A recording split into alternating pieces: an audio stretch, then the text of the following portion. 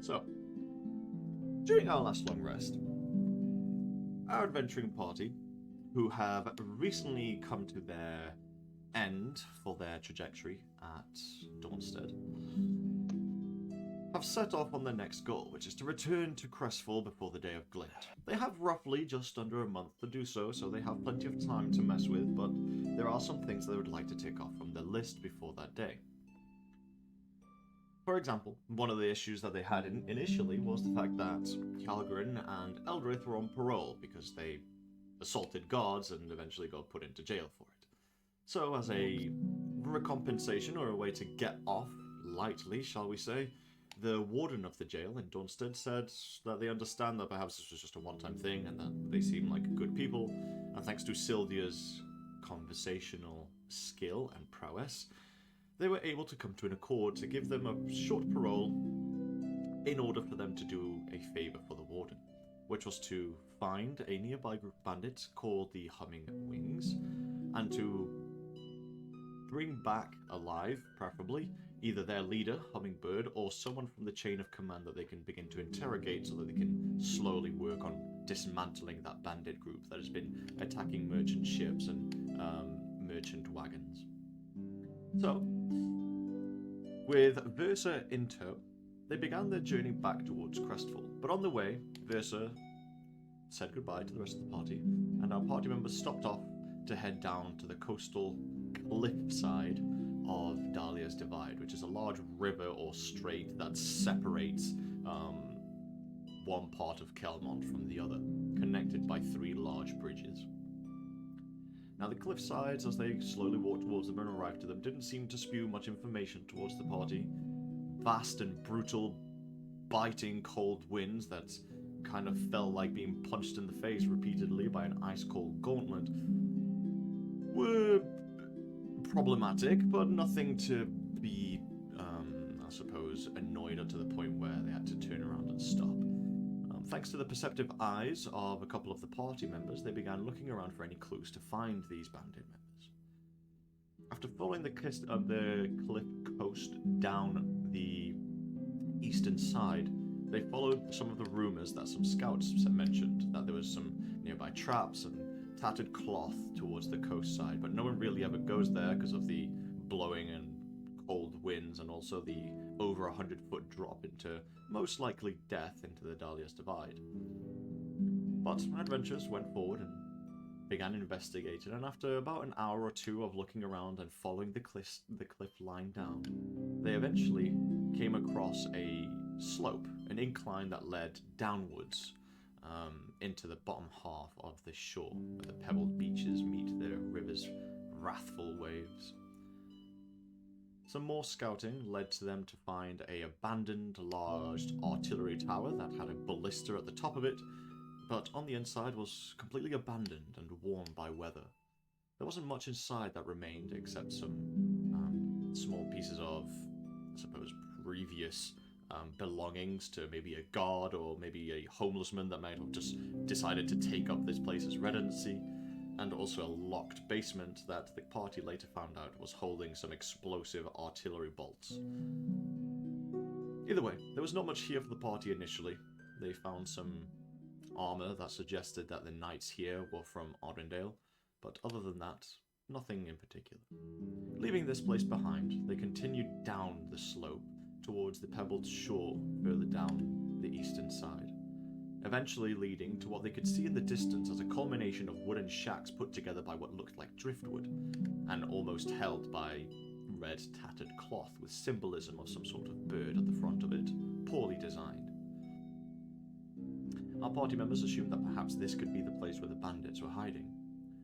So Ambrose, with his recent acquisition of his, well, maybe not recent acquisition, but the recent display of his vampiric powers that he's no longer opposed to displaying, uses invisibility to try and scout ahead.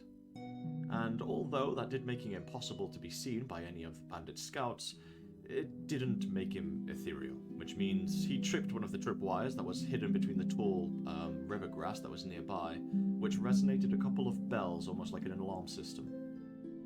Too late to spot them, the guards, well not the guards, the bandits were already upon them before they could even think about it. A couple of arrows came flying by, and Doi was instantly knocked out of battle by a quick arrow into the networking of his neck. A couple of other arrows hit into some of our other allies, and combat ensued. The distance between the riverbank at which they were at and the kind of small outpost of the bandits in the distance shared a difficult terrain for our allies to deal with, as they couldn't see where the arrows were coming from, and it was quite a lengthy gap to close. It could be difficult to deal with. However, Doi, who was initially knocked out instantaneously by a quick arrow to the neck, felt some inner networkings willing to reboot him and bring him back quickly into battle. Almost like a quick knockout, but then he quickly stood back onto his feet with a natural 20 that he rolled on a death save, brought him back with 1 point. So, with a clever use of Fog Cloud, which brought over the fog from the spraying mist of the waters of Dahlia's Divide, that covered the no man's land in between the bandits and them, making the encounter much easier to deal with. After Hjarlgron took on over 100 points worth of damage and tanked the entire thing, it eventually became pretty quick from a couple of spells of Ambrose and assistance from the other remaining team members. They dispatched of the bandits that were here rather quickly with little repercussion. Ambrose managed to provide some heavy damage with his newly acquired spells that he decided to show off, and Hjarlgron, well, took every single point of damage and decided to withstand it anyway. So, after clearing the bandits, not all of them being killed, Syldia mercilessly basically persuaded one of the bandits to give up, and then the bandit leader was knocked unconscious so that they could take them back to Dawnstead. After clearing up the bandits' little shacks and investigating, having a look around, looting this place for themselves, gaining a couple of gold in the meantime, they also found a small hidden stash that had a bountiful amount of gold, and also a magical bag, something called a bag of holding. This one seemed to have been designed a long time ago, perhaps with the inspiration of the old ancient giant magic. This bag of holding could hold up a increasingly amount of things, but also had a surface area or an opening pouch that was much bigger than any other. After messing around and playing with it for a bit, as our party members tend to do, they eventually decided to gather everything up and head back to Dawnstead. But that wasn't before Pierce, who found a note that was left here by Hummingwing, saying that he should take a stroll down the river to go down memory lane. Perhaps someone from Pierce's past is willing to poke a few holes to see what is going on. Pierce, tempted ever so lightly by this temptation, was happy to pull and maybe bite at the bait. So he took the boats and went downstream, saying that he would meet up with the rest of the party members at Crestfall later down the line before the Day of Glint. So, with all our party members together, 2 prisoners in tow, heading back up the cliffs and back onto the main road, we're going to pick up here, as you guys return to the long travel, or maybe not too long travel, back to Dawnstead. You are roughly middle of the day. The heavy winds are still at your back. You know, you've just come up from the cliffside, so you can still feel the winds at your back biting at your nape. And you feel like you are roughly about a day's worth of travel away from Dawnstead by foot. But you find your way back to the road that you were on pretty easily, so at least you won't get lost. So, as you're all back onto the cold winter journey back to Dawnstead, what would you all like to do? I would like to do 2 things, Brennan. See? I'd like to look out for that stupid bird that's following us. And look out for a particular wolf. Then you can roll me perception.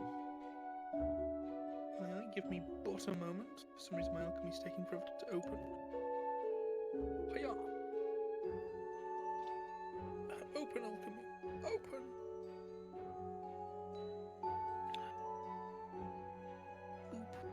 Should I just do a single roll? Or do you want me individual Yeah, for either? single roll, and I'll tell you if you spot any of those things. Okay.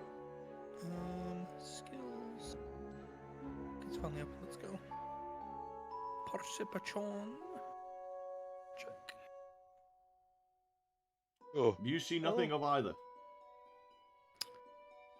Yes. Yeah. No. I mean, we'll get all the terrible rolls out the way. This is the plan. Yeah, of course it is. Alright, it's just tanking Seems like like he did in the combat. No. well, is there anything else you would like to do? You guys have refound the path, so it's just a case of returning to Dawnstead at this point. I don't think we really have anything to do on the road except just go back. I am ready to go. As we walk the path, Kel will just pick some flowers. Just hands in pockets, thinking aloud. If you want to... Oh, sorry, go on. Do you think we should start looking for perhaps another member to our little party? Why? Well, in case Pierce doesn't come back. Ambrose. What? It's entirely likely he is washed up somewhere, dead with the wreckage of a boat. Well, Was you at the least give us number some we time. had necessary? No, I suppose 6 is fine.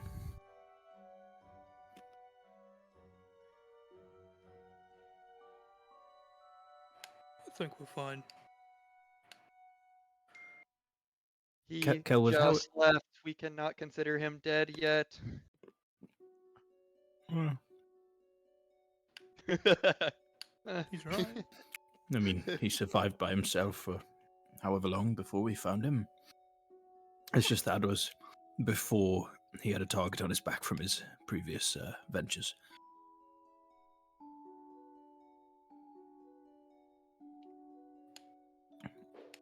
Well, we have to give him a little bit of faith now, don't we?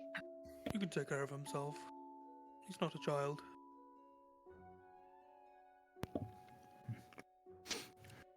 I suppose. Celwydd, how are your hands? I look down at my fingers. Are they the same? Have they progressed? In the past 6 hours since you woke up and noticed, no, nothing's changed. They're at the same exact point as they were 6 hours ago, roughly. I mean, to be fair, it would be terrifying if the more people she's involved with killing, the more it spreads. Oh my god. There is a correlation, you just I need knew to I find shouldn't it. have made those goblins' heads explode. Is this my karma? That's what it is. They It's look the exploding same. goblins. I need to hold out my hands to show.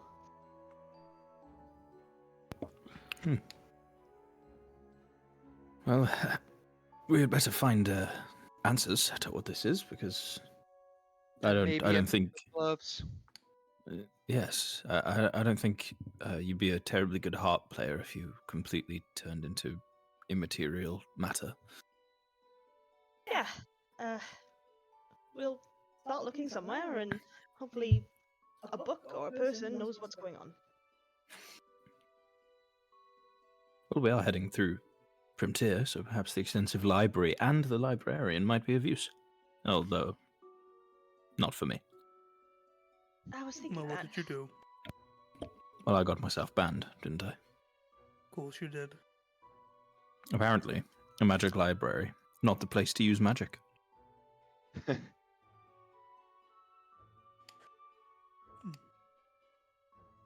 Maybe you That shouldn't does use not magic in make sense. general.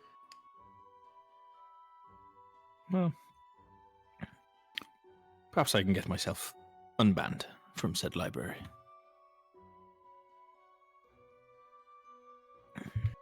How do you plan on doing that?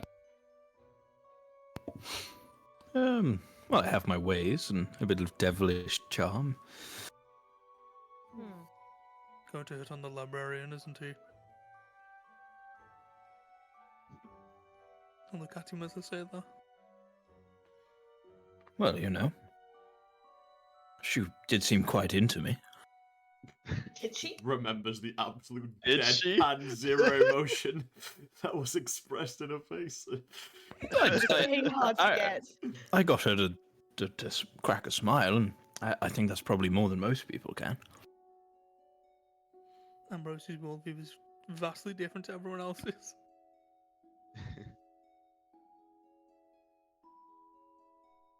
No, trust me, she's definitely into me. I swear, guys. She smiled once.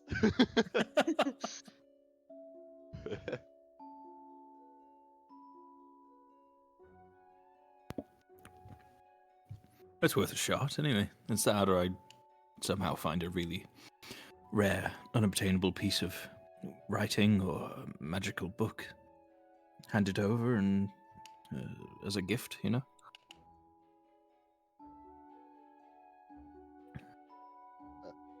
Will you apologize? Could.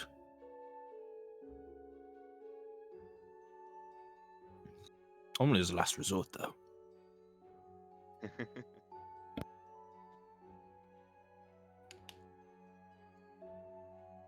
That's assuming that they accept apologies. Don't they expel you there if you lose your identification card once?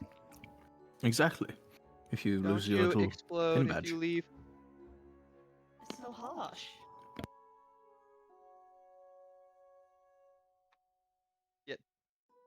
Like, it is worse than expulsion. It is explosion. Expulsion Remember? of one's innards from the body. Yes. Terrible fate. Well, luckily Ambrose isn't the one who needs a book. I can get it. That is true. I just hate to feel a bit left out, that's all, you know? Well, you better put that charisma of yours to the test, and we'll be waiting expectantly to see if you can, convince the librarian lady. Please do not explode. I won't explode. I'm not going to be taking any books from there.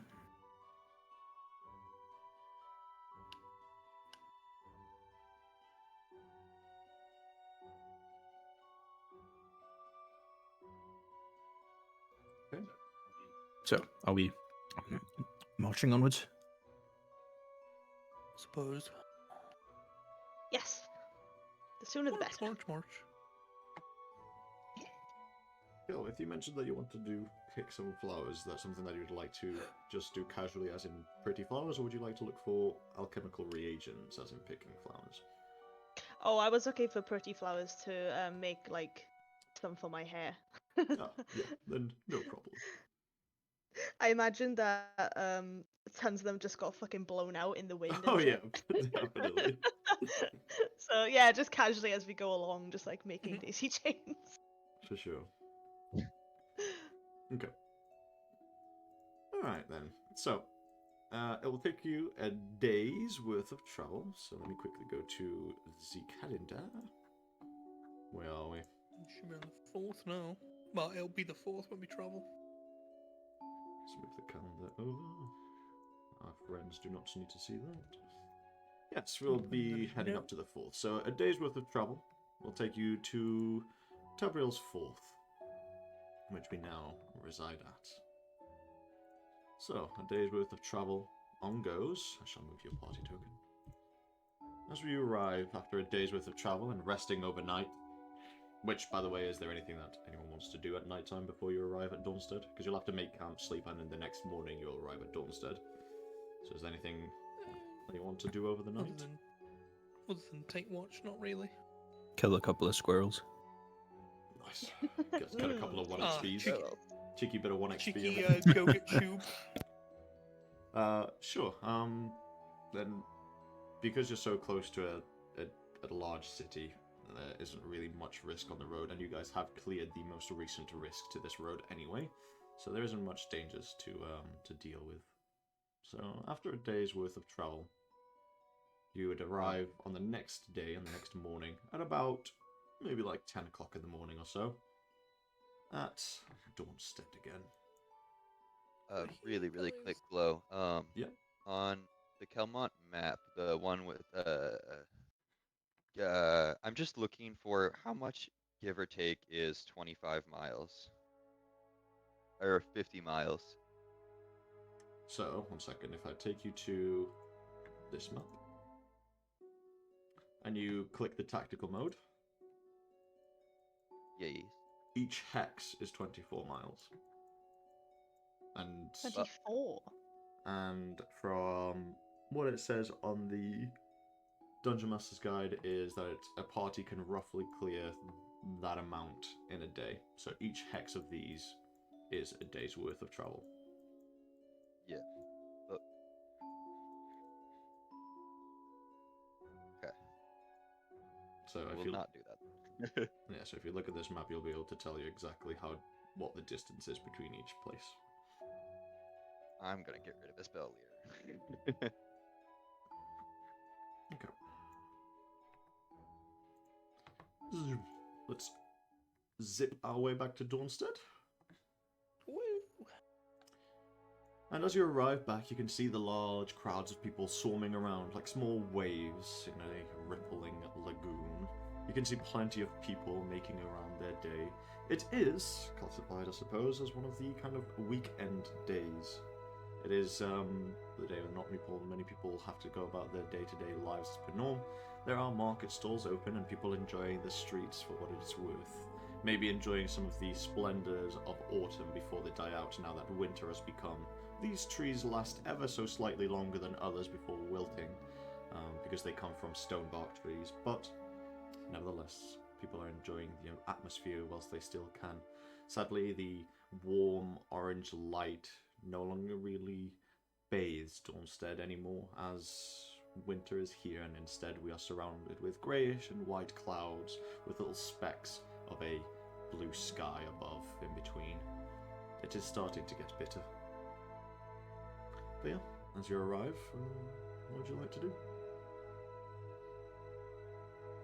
Well, I am carrying both of them.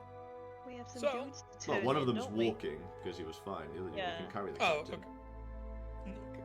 who would have also No. been probably awoken by this point. To be fair, he's been unconscious for like I mean, almost he's 24 hours. completely tied up. So Yeah. He's wrapped in a rope cocoon. Mm-hmm.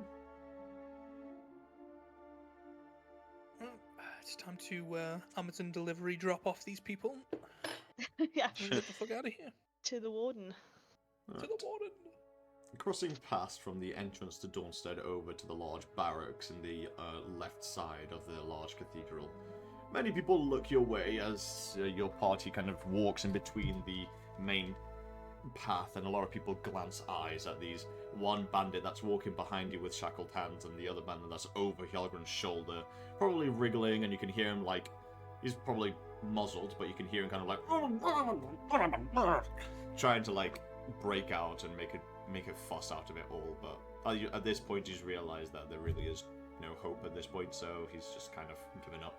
But a lot of people share some glances your way and wondering what's going on. Some of them look a bit happy, like, oh, holy shit, someone's finally dealt with some of the issues. Probably more of the market and the merchant peoples that tend to have those glances. But eventually you head over to the barracks. The soldiers open the door for you gladly and give you a nod. And as you enter into the barracks, you can see the warden with his large stacks of paperwork and several empty inkwells and overused quills. Looks over the mountain of paperwork and his eyes glance towards your party. Well, you've been fruitful then. Job's done. And I'll drop the guy down. Is this their leader? That it is.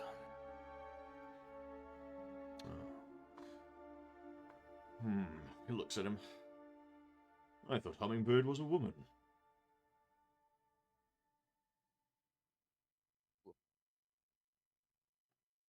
Well, I'll look at him. And then I'll look at the dude on the ground. Just stare at him. It's Say- that he's a man, so I don't really know. Hjarlgron, the woman that, did some blood magic on you. Oh, I know that, but they weren't even there. No. We would expect them to be hiding somewhere, perhaps more of them, but these are the ones that have been attacking your roads, so. And this is their leader. right, well, as long as it's part of the chain of command, I'm not too bothered at this point. Guards lift them and take them to the prisons. we'll do interrogation later. And as for Would you like Walt, help? Don't you worry. We have it handled. Oh. Most people end Well, up speaking I'd pretty like- quickly. I'd expect Ambrose is now like about to take out the fucking torture tools. He's just been like, "Do you need help?" Oh, I do pull them out, and I slap them on the table, just in case you. I could be quite Need them? persuasive, you know. He kind of like recoils his neck slightly and is like,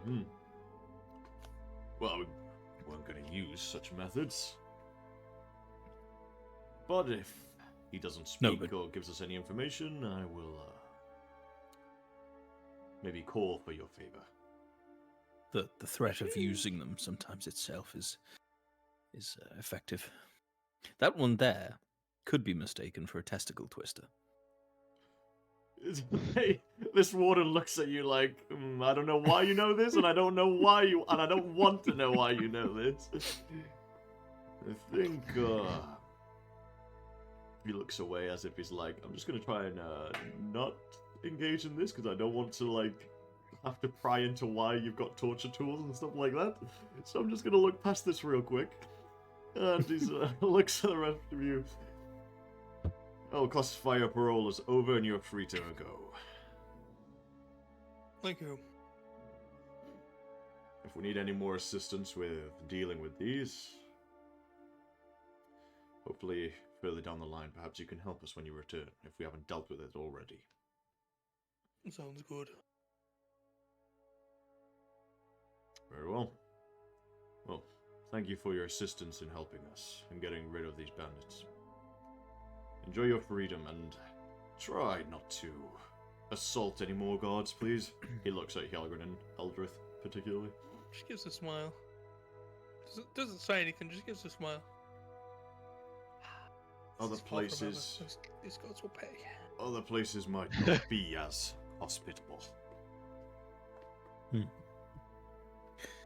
A quick couple of questions before we go, actually. Well, no problem. We might as well. We're in somewhat of an equal debt now, squared off. So what do you need? Out of curiosity, did you have any trouble from your most regular inmate last night? He ponders for a second what you mean, and then it clicks in his head. Oh, Autumn. No, she hasn't really caused any issues in the past day or two. No, that's good. I think I managed to talk some sense into her. We'll see how long that lasts. And on that note, these, what are they, butterfly balls? Or... Oh.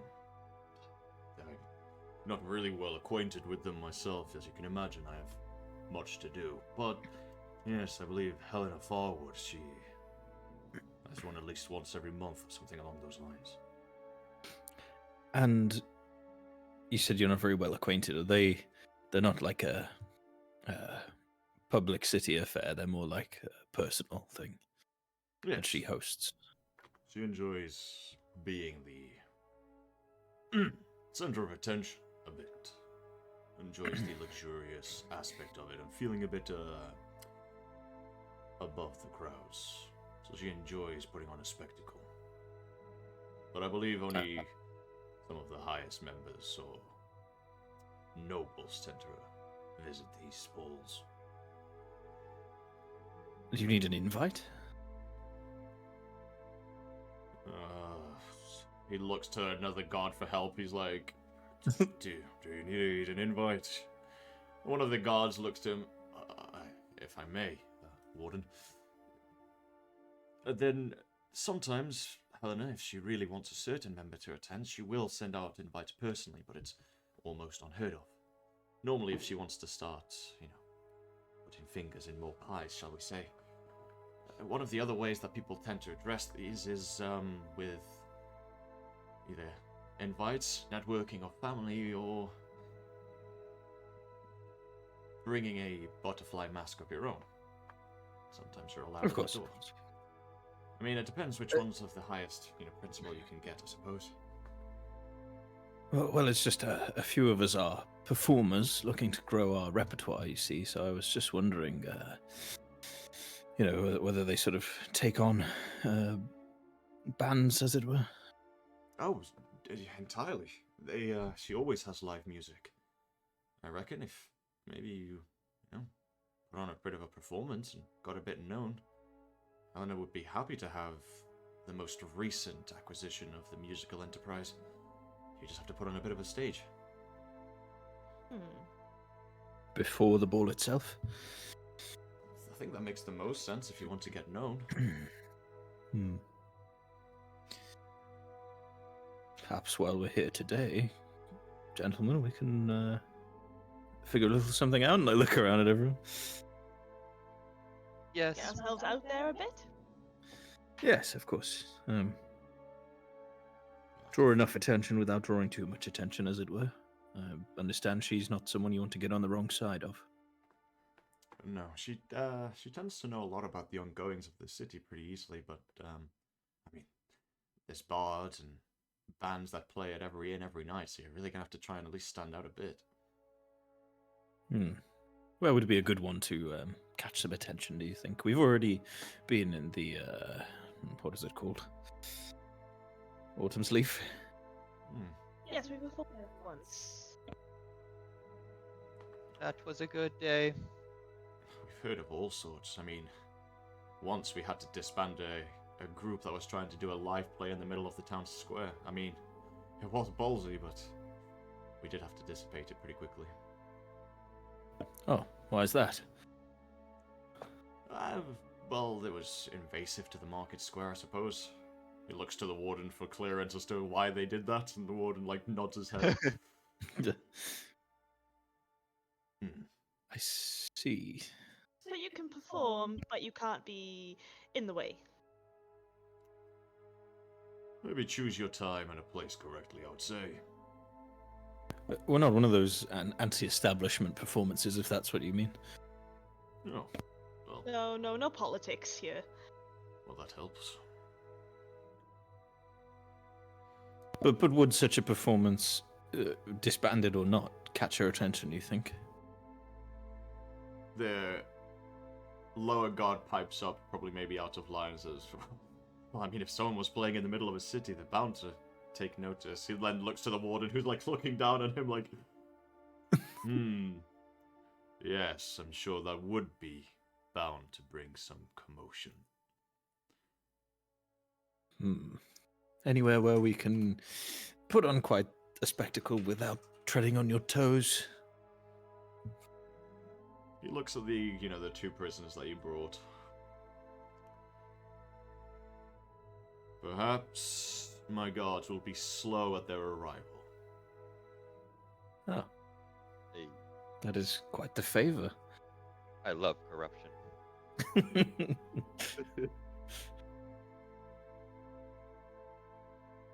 We do have that very important update with all of our soldiers and new scouts happening.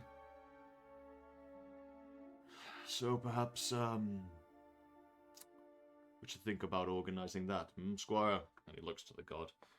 Sir, that wasn't for about another month. I suppose we can move up the date.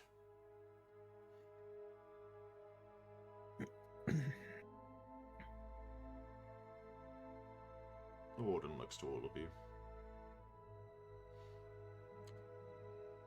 Just Wait, make sorry, sure. I missed, what did he... He's implying that all of his soldiers might be busy.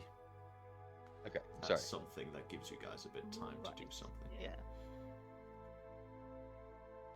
But he does look to all of you and says, whatever you want to do to get her attention, just be careful.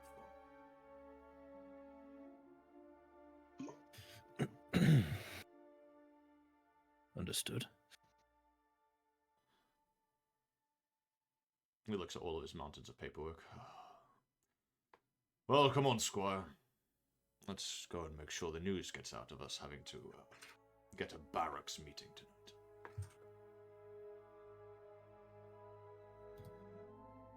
Squire nods and starts heading off.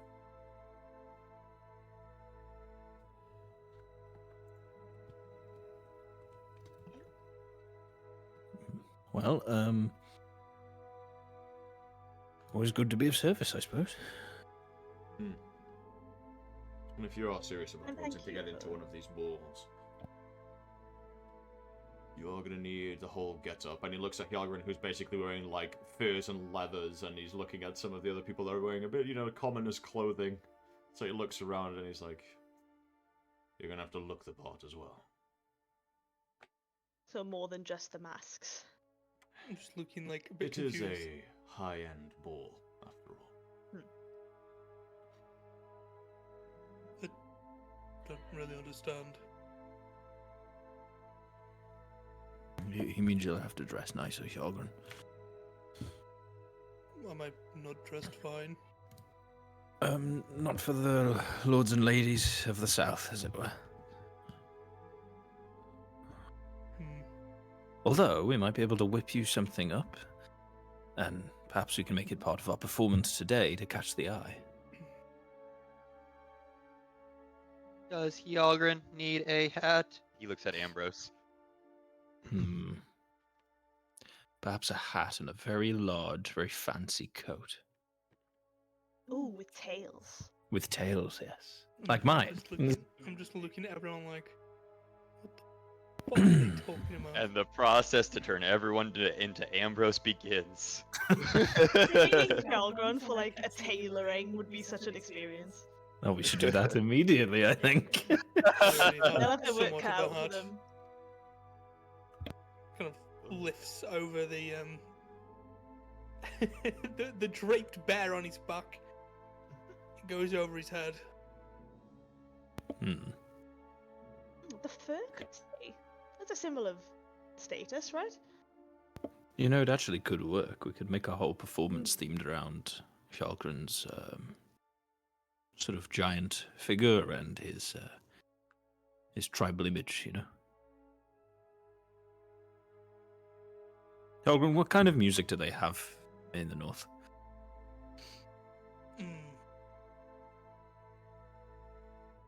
Let me see. Percussive. It's all... Majority of this, and he just like takes out the two fucking huge drums he's got. Most of This. the menfolk from the tribes would use drums and big kind of like dongs per se, and gongs.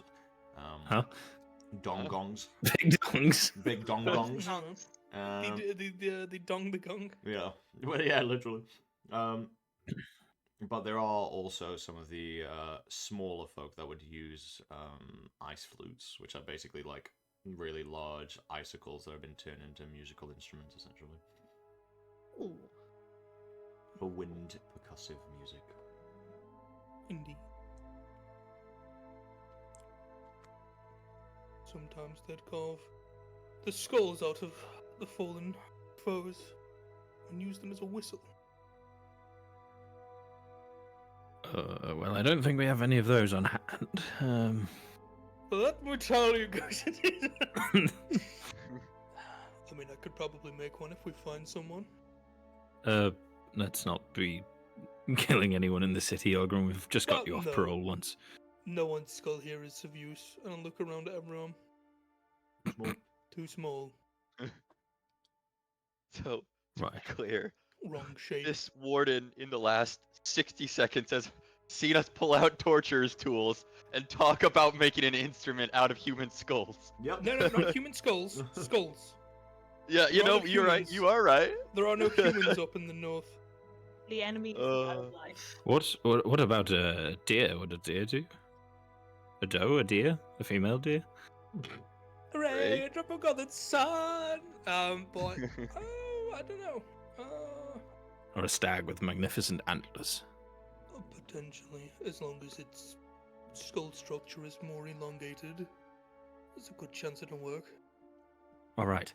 I think I have a plan just for today while we're here. We make ourselves sort of semi-known, announce that we're here for the next month's ball, and then later when we return, we can sort of see what seeds have been sown and capitalize on it when we come back. Right. So, Hjarlgron, you could perhaps go and hunt a deer, a massive elk, or a or a stag, maybe a couple, just in case. Don't want to get it wrong. Bring their skulls back. We'll get together a bit of a performance. Me and Celwydd can go and get her some gloves, and perhaps we can get an outfit sort of whipped up for you. And then we'll put on our performance this evening. Bish bash bosh. Still no name, but there's a few in the works.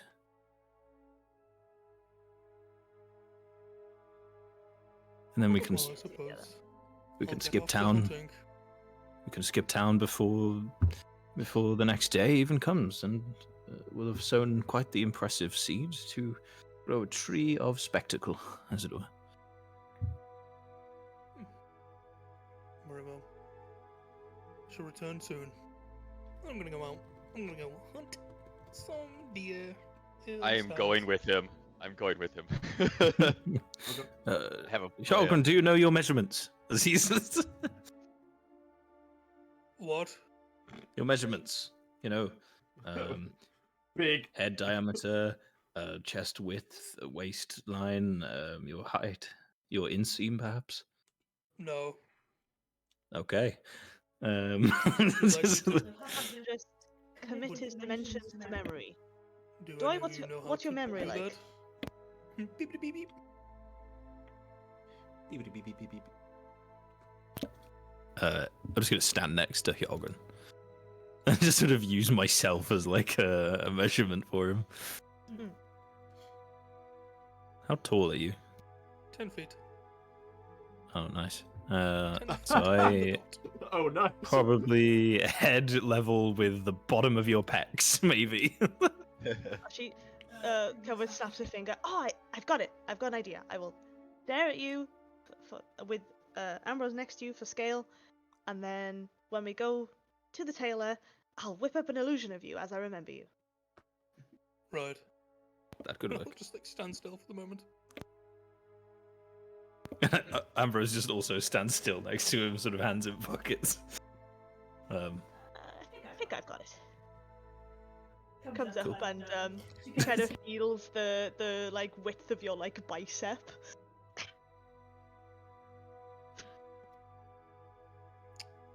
Absolutely massive. Yeah. Can I get my hands around his bicep? I imagine not. No chance. No, Like a fucking log. chance of that. Like an actual log. You just No chance. I think she's copping a quick feel there, Hjarlgron. Oh, please don't do that.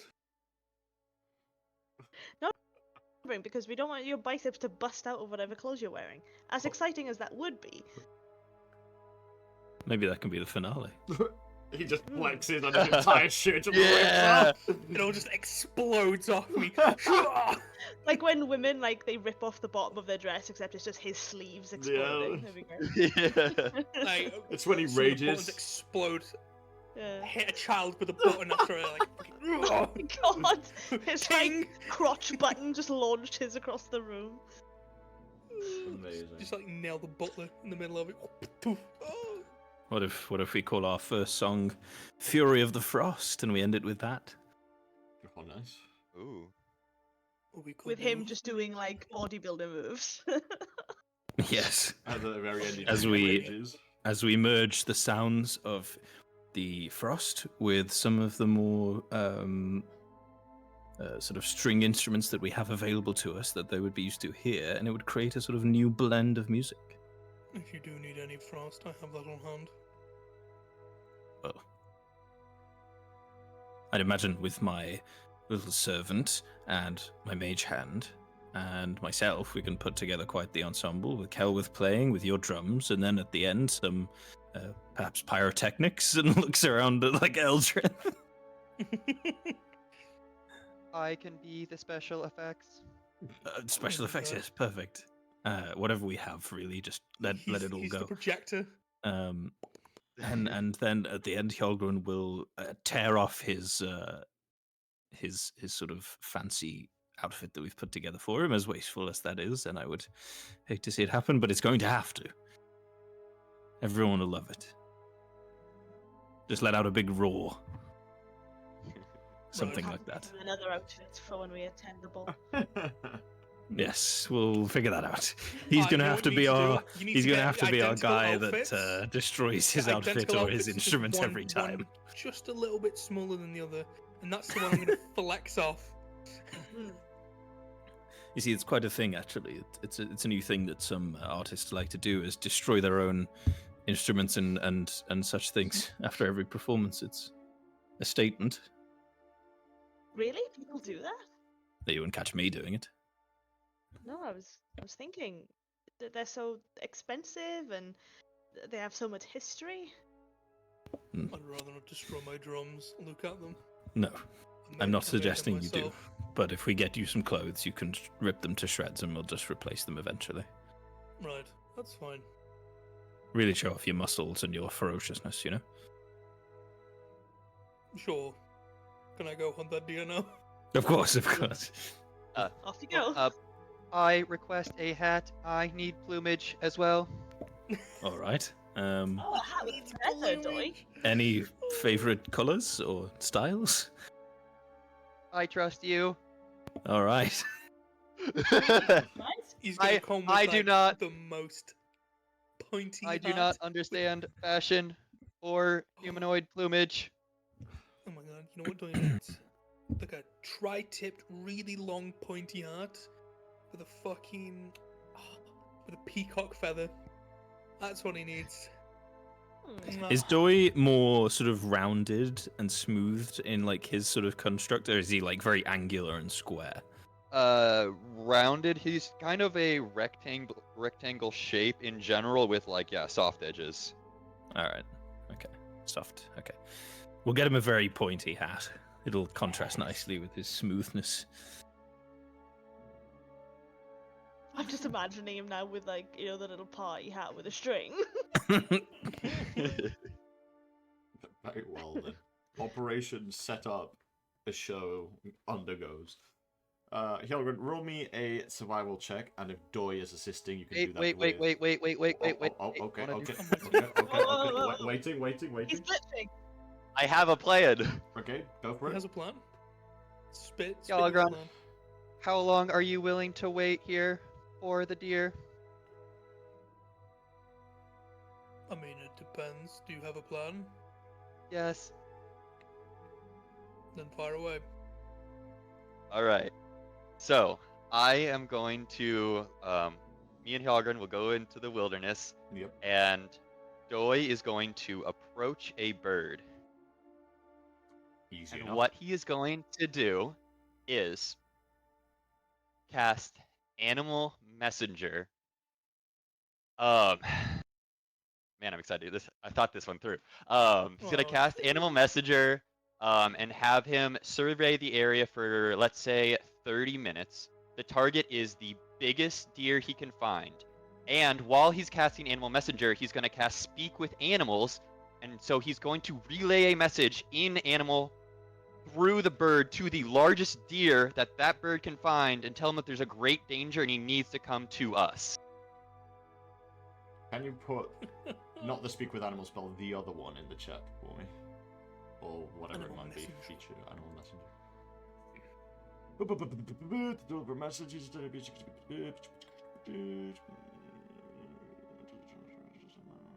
Okay, but yep, makes sense.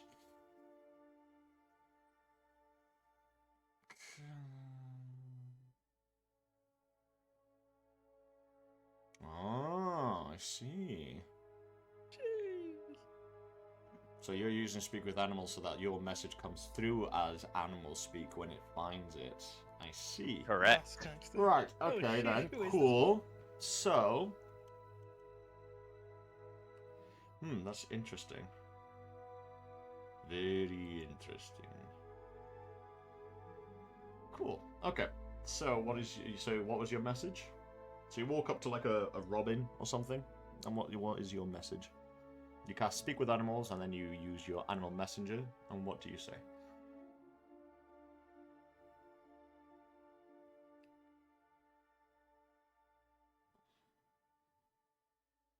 Skip it. I was muted. I'm gonna just say, like, again, there's like a great danger from this location. We must go this way, and just have the bird kind of corral.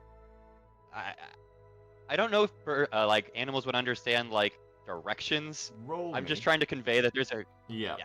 Roll me a. We're gonna do two things here. We're gonna do a animal handling / persuasion check. Does slash mean both, or I choose? Both. Okay. Okay. Oof. Okay. Damn. Okay. All right. You don't see through the robin, right? Or do you just send it off when it goes and then it'll return? Yeah. Okay. Yeah. It doesn't even return. It just sends the message. Even better. Okay. You guys sit in the nearby forests, which I suppose theoretically can only be the forest to the east of here, which just so happens to be the Witchlight Willows. Well, it's quite far, but at least the beginning of it. There's some nearby kind of trees that you can start to have a look at that is in the mountain range near to it. But yeah, it goes off, and after about 30-40 minutes or so, as you guys are sat patiently waiting, eventually the bird that you told it to kind of like escort him, essentially, eventually kind of lands on a branch nearby. And then between the large trees and the shrubbery, you see a giant elk Integral. appear from a giant elk appear from in love that. between the large oak trees that stand in between here. Its antlers almost seem like humongous tree branches that replicate the trees that are around it, and they seem to be kind of slightly kind of cracked, and in between the cracks you can see these faint glimmers of blue and purple arcana that swirls through the antlers edges. The eyes of this elk are a dark, deep blue, and its pelt is white as it looks over to you all, and it steps out of the nearby shrubbery, and you're just casting Entangle on it instantly? Yep. Alright, I shall do a save for the elk. Now it's your turn, Hjarlgron. Right. It rolled a 16, and it has no Shit. and it has no benefits, so it was just a flat 16 on the Entangle. My DC is not 10, but Yeah, I get it. it's not 16. Yeah, I get it. Yeah, rolled a 16 naturally. Oh, as you can see, actually, wait a second. Don't know why you can see my rolls, but go for it. It rolled a 16 naturally, shit. and it has no benefits to its strength. So it's a flat and dirty 16. So it sees you, the roots burst up from the ground. They try and grab the elk. It quickly moves around to the side and begins to, well, natural behavior is run away. So what are you doing, Yeah, I'm Hjarlgron? gonna chase, and then I'm just gonna fucking use the winds of the forest, and I'll use my Typhonic Rage to launch the elk into the air. Okay. And joining in the chase, Doi is going to turn into a tiger and run after it as well. So that's a con save. Roll a 2. Which Nice. is It goes 15 feet in the air and is now knocked prone. Nice. from that. And I'm gonna just As long as you've managed to knock it prone and tangle it. Oh, well, not entangle it, but knock it prone and quote unquote, I suppose, CC it in a certain sense. Now that it's fallen to the ground and knocked prone, it lets out this small kind of cry.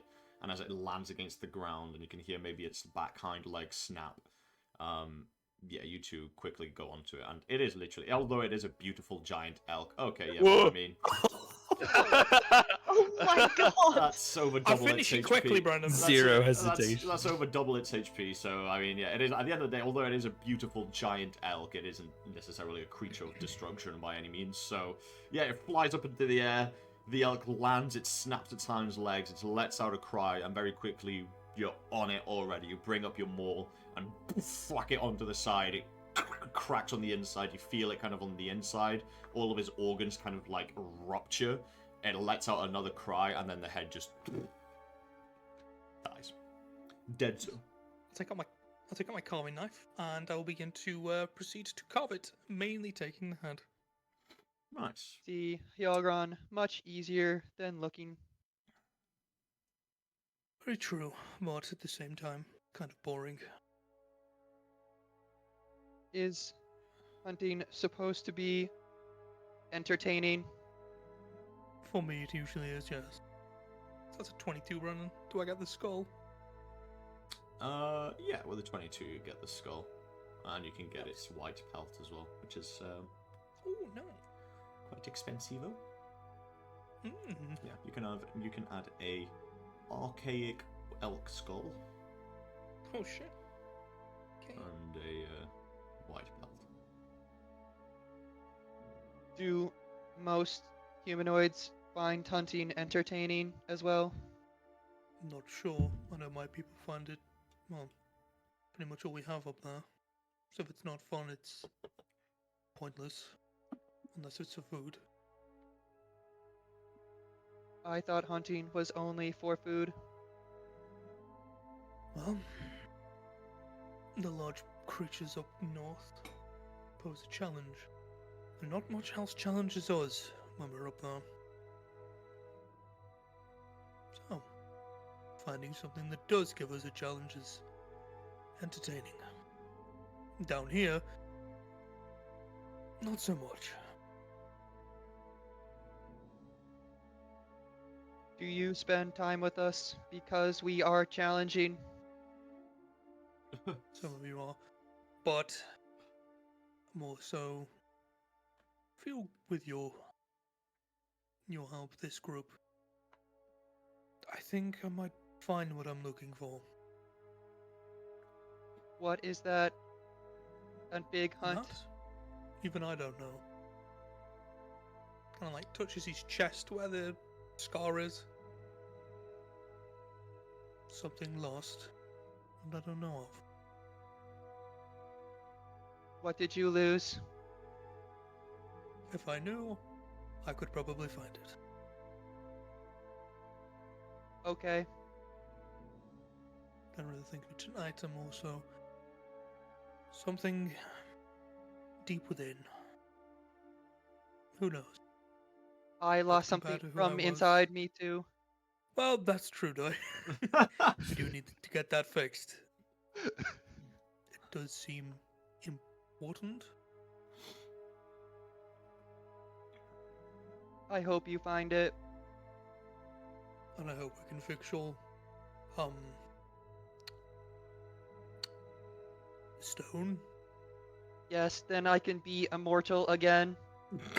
Yes. I wonder. And I take out the not a stone, Brandon. I wonder if this might work. Doy, he's presenting you with a smooth pebble. Yep, it's a smooth pebble. You've seen many of these in your time. It is a smooth pebble.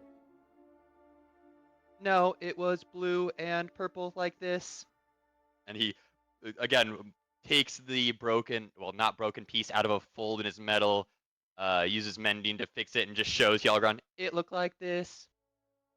Does it look any bit familiar to me? Probably not. No, But- I wouldn't even ask you to roll. From Yeah, someone from the north, I was gonna say, no, like, no chance. hmm. I mean, you guys already know out of character, and some of you in character because you spoke Like, with yeah. the professor that it's a philosopher's tier. And that Yeah. shit. Those are never been in the north, so no, you have no idea. Not a clue. I know that this thing, and I like, with the stone still in hand, some kind of weird magic upon it. I don't know if it could substitute. It seems to be the wrong shape, but I can reconfigure. Allow me to try. And he's gonna try his damnedest to get it to settle back where Trying he to shove it into truly his lost. chest. Get in, get in. As in, Does it like, work, Glow? As in, you want to like open up your Yeah, I'm gonna innards? replace my. Yeah. I'm replacing my tier. Well, you. Well. It's an odd thing, and this is going to be seeming a bit interesting. You don't know how to open yourself up, Doy. You don't know how to get to your inner mechanisms. You don't even remember where this thing came from. As far as you're aware, you don't know how to open yourself up. I must have pooped it out. I'll look over him. I want to see if there's, I don't know, any way to open him up.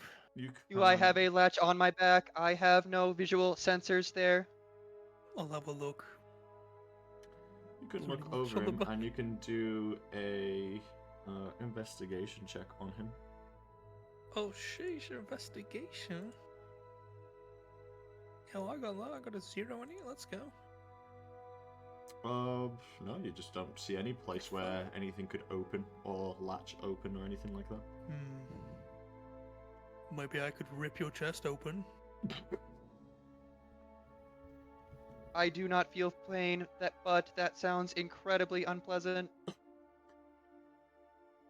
More than likely, yes. I am no longer immortal. Maybe. Oh Maybe God, late- he's dying already! Oh. Yeah, from the sound of it, you're not. Yeah.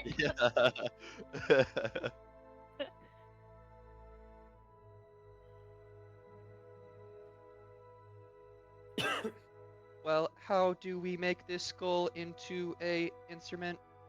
No. Let me show you. Just kind of like snap the skull off. Just like remove all the flesh.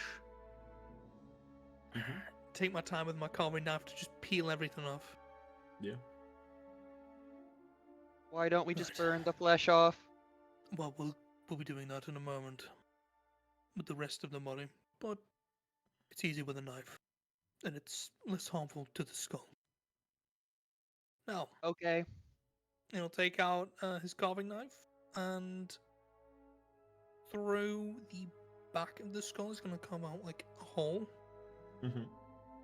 and then underneath he's going to carve out another hole that kind of leads to like the front nose bones. Yeah. It's pretty much just going to like whittle it out. Yeah. The process So of carving, the holes skinning, connect. and turning this thing into flute will probably be like an hour or so, maybe more, for you to do that. Yeah, but that's fine. you can spend some time here in this little nook of the forest with Doi, showing him how you do it. That's absolutely fine. But it will take you some time to obviously do all of that, because it is a lengthy process. Yeah, we'll do that, and then afterwards, I'm gonna finally sacrifice something, as I forgot to do it in the last session with the bandits. Mm-hmm. And yeah, I will do my ritual. Set up the elk on some ritual pyres. Very well. The body of the elk burns in the orange flames, which eventually turn a slight hue of green. And the body of the elk just kind of eventually turns to ash. I'll look around, see if I see anything. I have never seen green flames. Was that deer diseased? No. This is what happens when you give an offering to someone. I'm not too sure who it is. I never paid attention. I just know this is what my people do. I follow along for tradition. Maybe that's what you are missing. You just need to burn more creatures. Maybe. Gives a smile. And again, still looking out for that thing to appear. You don't see its visage, but you all do hear from further into the forest, Doi and Hjarlgron, a howl of a wolf. Right. We have their attention. We're done. Stands up. And then just walks away. Okay. You guys have sorted out your carving, and it will take you a while to make sure it's turned into a proper bone flute. Whoa! Don't flute. In the meantime, whilst they were carving, hunting, and chatting, the gang members up in the Dawnstead vicinity, what are you guys doing? You guys getting some drip? Yeah, the tailor that we went to. Oh no, that was in Frontier. In Frontier, so we'll have to Find a new tailor. what kind of shops they have. Yeah. here. Yeah, there would Oh, be... actually, on the way, are there any? sort of scamps running around? Any kids that are just like out playing on the street? Oh yeah, loads of them. This is quite I suppose a comfortable location to be in, as in the sense that, you know, people are happy to let their kids run around. They don't feel like anyone's going to die. Like I said, it's quite a protective and safe place. So yeah, there'd be plenty of kids running around and playing at the like bottom of trees and like throwing water from the fountains at each other and stuff like that. Oh, fantastic! All right, I'm going to approach like a group of them. Okay. Oh my yeah. god. Say what it looks like. I was gonna be watching very, like, you know, just perplexed. And just sort of gonna like watch what they're doing for a moment, and then sort of approach over and I recognize this game. Well, hello, mister. You want to play with us? Just out of curiosity, what are they playing? Sure, let's, yeah, sure, we're playing tag. Why not? It's Oh, straightforward they're just enough. playing tag, right? Ooh, All right. classic.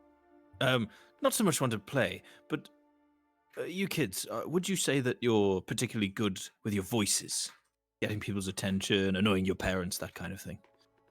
They all look at each other and like, we have been called annoying before. Oh, perfect. How would you all like to earn yourselves a silver piece? Do you know how many sweets we could buy with that? They look at each other like, oh, gosh, yeah. What do you want, mister? All right. There's going to be an incredible performance tonight at the town centre, the central square. All I need is for you, all of you, to spread yourselves out amongst town and get as many people to know about this performance as you can. That's it. Just shout, scream, and laugh and dance around and talk about the giant man that's going to be in the centre of town. Oh, we've seen the giant man. He walks around with you lot and a couple of the others too. Yes, he's going to be putting on a performance with us, and it'll be the spectacle of a lifetime. Oh, really? Okay, sure, we can do that. We'll And- get the and rest you of the guys can gang have- together too. You guys can have front row stands. Quick, Penny, let's go to the hideout and call the rest of them. Rest of them. Okay, well, I have 5 silver pieces here. They all look at him with like, holy fuck. Not savings, not bread, not good meals. They were like, holy fuck, the amounts of sweets we're gonna be able to buy with this. This is 50 I quid do worth of not sweets. blame them. That tuck shop be looking tempting when you got 50 quid as a kid. Yeah. Their parents are going to hate you for giving them $50 to spend on candy. Literally, they're looking at this shit like it's a... They're genuinely looking at this shit like it's a fucking dragon's hoard in your palm. They're like, wow. I hand out a silver piece to until 5 of them have got silver, or there's 5 silver amongst them all. Yep, sure. And they grab All right, it. remember, tonight, this evening at sunset, center of town, big giant man, massive performance. Got it? Massive man, town center, evening. Let's go! Yes. They grab the coin. Some of them are biting at them to see if they're real or not because they don't believe it. And they're like, oh, it's real. And then they quickly scamper off. You see them run into this little alleyway where there's like these like wooden crates and stuff, and they open like one of the planks of the wooden boxes, and you imagine it's like their like secret hideout that has these kind of and like these old cloths over the top, kind of like a roof, and they had to like walk through like this little plank that only really small framed people can walk through, and they all run in, and you can see a little paint on the side that says no entry or no girls allowed at the bottom. No Typical boy stuff. And they like run in. And then you can see them like Perfect. holding the coins in their hands as they run into the hideout, and you can hear them like gathering everyone. You imagine that they're probably more than happy to do your request since you've given them what feels like the pocket money for a lifetime. It just looks to Celwydd, and I'm guessing I'm guessing everyone else is with us, to be honest. Yeah, Eldrith and, yeah, I'd imagine so. Mm-hmm. and Syldia and stuff. Just looks to them and see. It's wonderful how you can so easily convince a child to spread a message. That's not a bad idea, you know. No, I know. I once used them to terrorize a town for weeks. Did the town wrong you in some way? No, it was just I was bored. Just Oh. funny.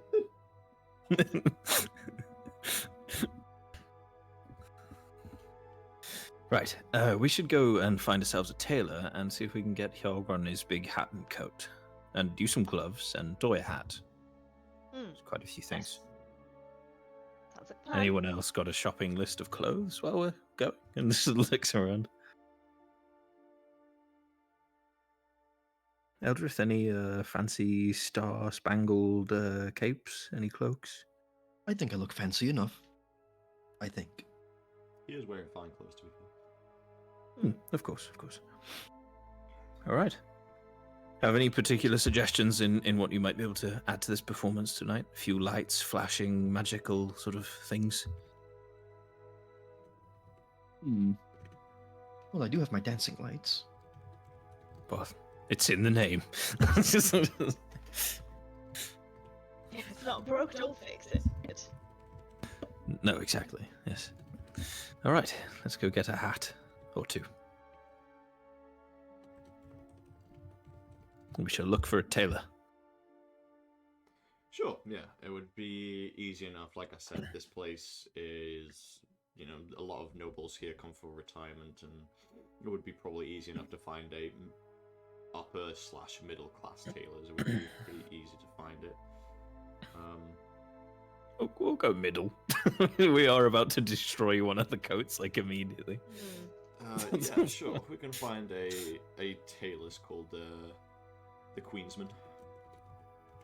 Queensman, nice. All right, we shall stride in. Boy, have I got the request for you. The other side, you see this tan-skinned male with this shaved head, and he's got like these beautifully, elegantly decorated earpieces that kind of...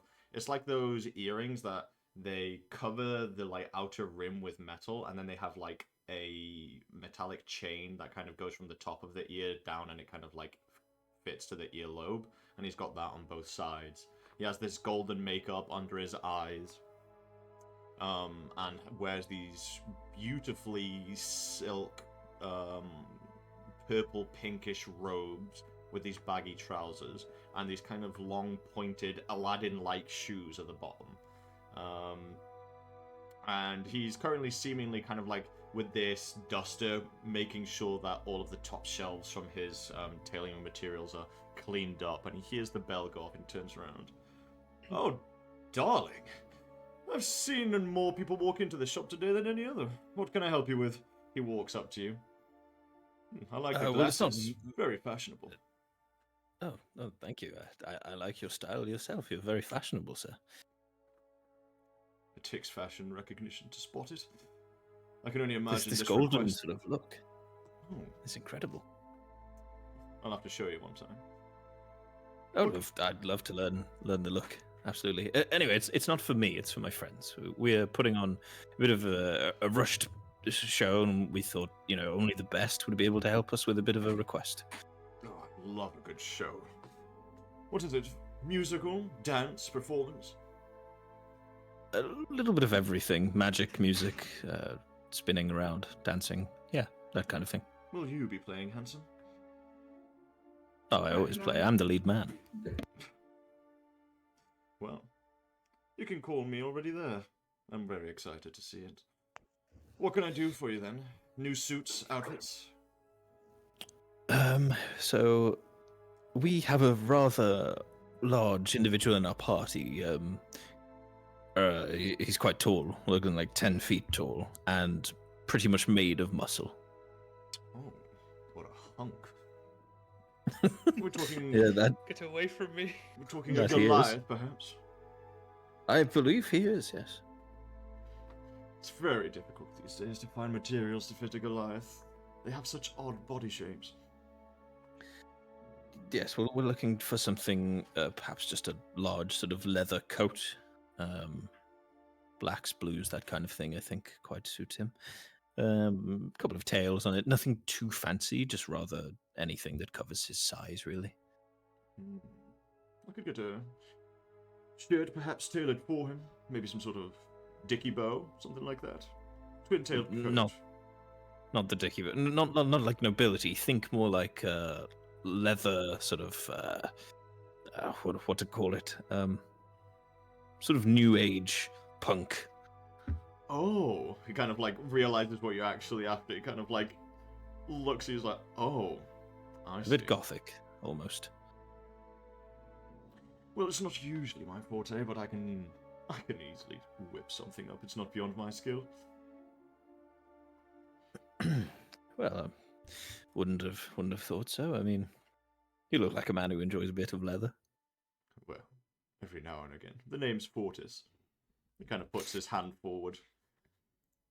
Ambrose, and I take it in like a very like sort of not like a handshake, but like a where you sort of like hold the other person's fingers for a moment. Yeah. One of those. It's a pleasure to meet you, Ambrose. I see. I think I'm starting to get the dream. Sure. And you need it for when? Tonight, actually. A couple of other pieces as well, perhaps, but maybe not custom made. Perhaps you have something sitting around that would be perfect. Oh, please. He kind of weighs this kind of like transparent kind of silken cloth that he kind of wears in his pocket, and he like waves it around. Oh, please. You can go and check all of my shelvings. I'm sure you'll find something of use. Could you point us in the direction of hats and gloves? He points you to a corner of the room where he's got these mannequin heads that have like different hats displayed on them, and then like a couple of dresses that are lined up on these like coat hangers, and gloves that are displayed on these cotton beds, like these kind of red cotton beds, and you can see a couple of gloves laid out on them. It might not be metallic in nature, but this is definitely a place where one would definitely get some good noble clothing. He seems to be a man of good taste and fashion. It all seems a bit colourful and a bit extra in comparison to what most people wear these days. Perfect. Just my place. All right. Well, Celwydd, I believe you wanted some nice gloves, and let's see, hat for Doi, maybe a hat for Hjarlgron. Yeah. Celwydd will go over and start looking, see if she can find any like that are like the ones that they're like they fully cover the hand and they go up to like the elbow. Oh yeah. I'm Yeah, sure you'd like be able to fancy find ones. plenty Yeah. of those. Kind of these white, smooth silk ones that have these kind of like embroidered patterns in them with little gemstones maybe around like the fingertips and up the palm. Small little ones just to give a bit of sparkle and colour in between the dullness of the white. But yeah, there's all sorts that you could probably find around here. Perfect. For Hjarlgron's large leather twinned coat. Let's see here. Let me do some Googling. I will also look for a sort of the sort of like tricorn hats, like the old sort of naval three-pointed ones, Yeah. but with the really high middle bit that's like an arch. It's like those ones. Right. I can't remember the exact one that they're called, but one of those with like a big feather in it. Right. So you're getting yourself a hat. Celwydd is getting some gloves. Doi is getting a hat. That the hat is for Doi, the tricorn see. one with the Okay. feather. Yeah. So a hat, some gloves, and the jacket. Anything else?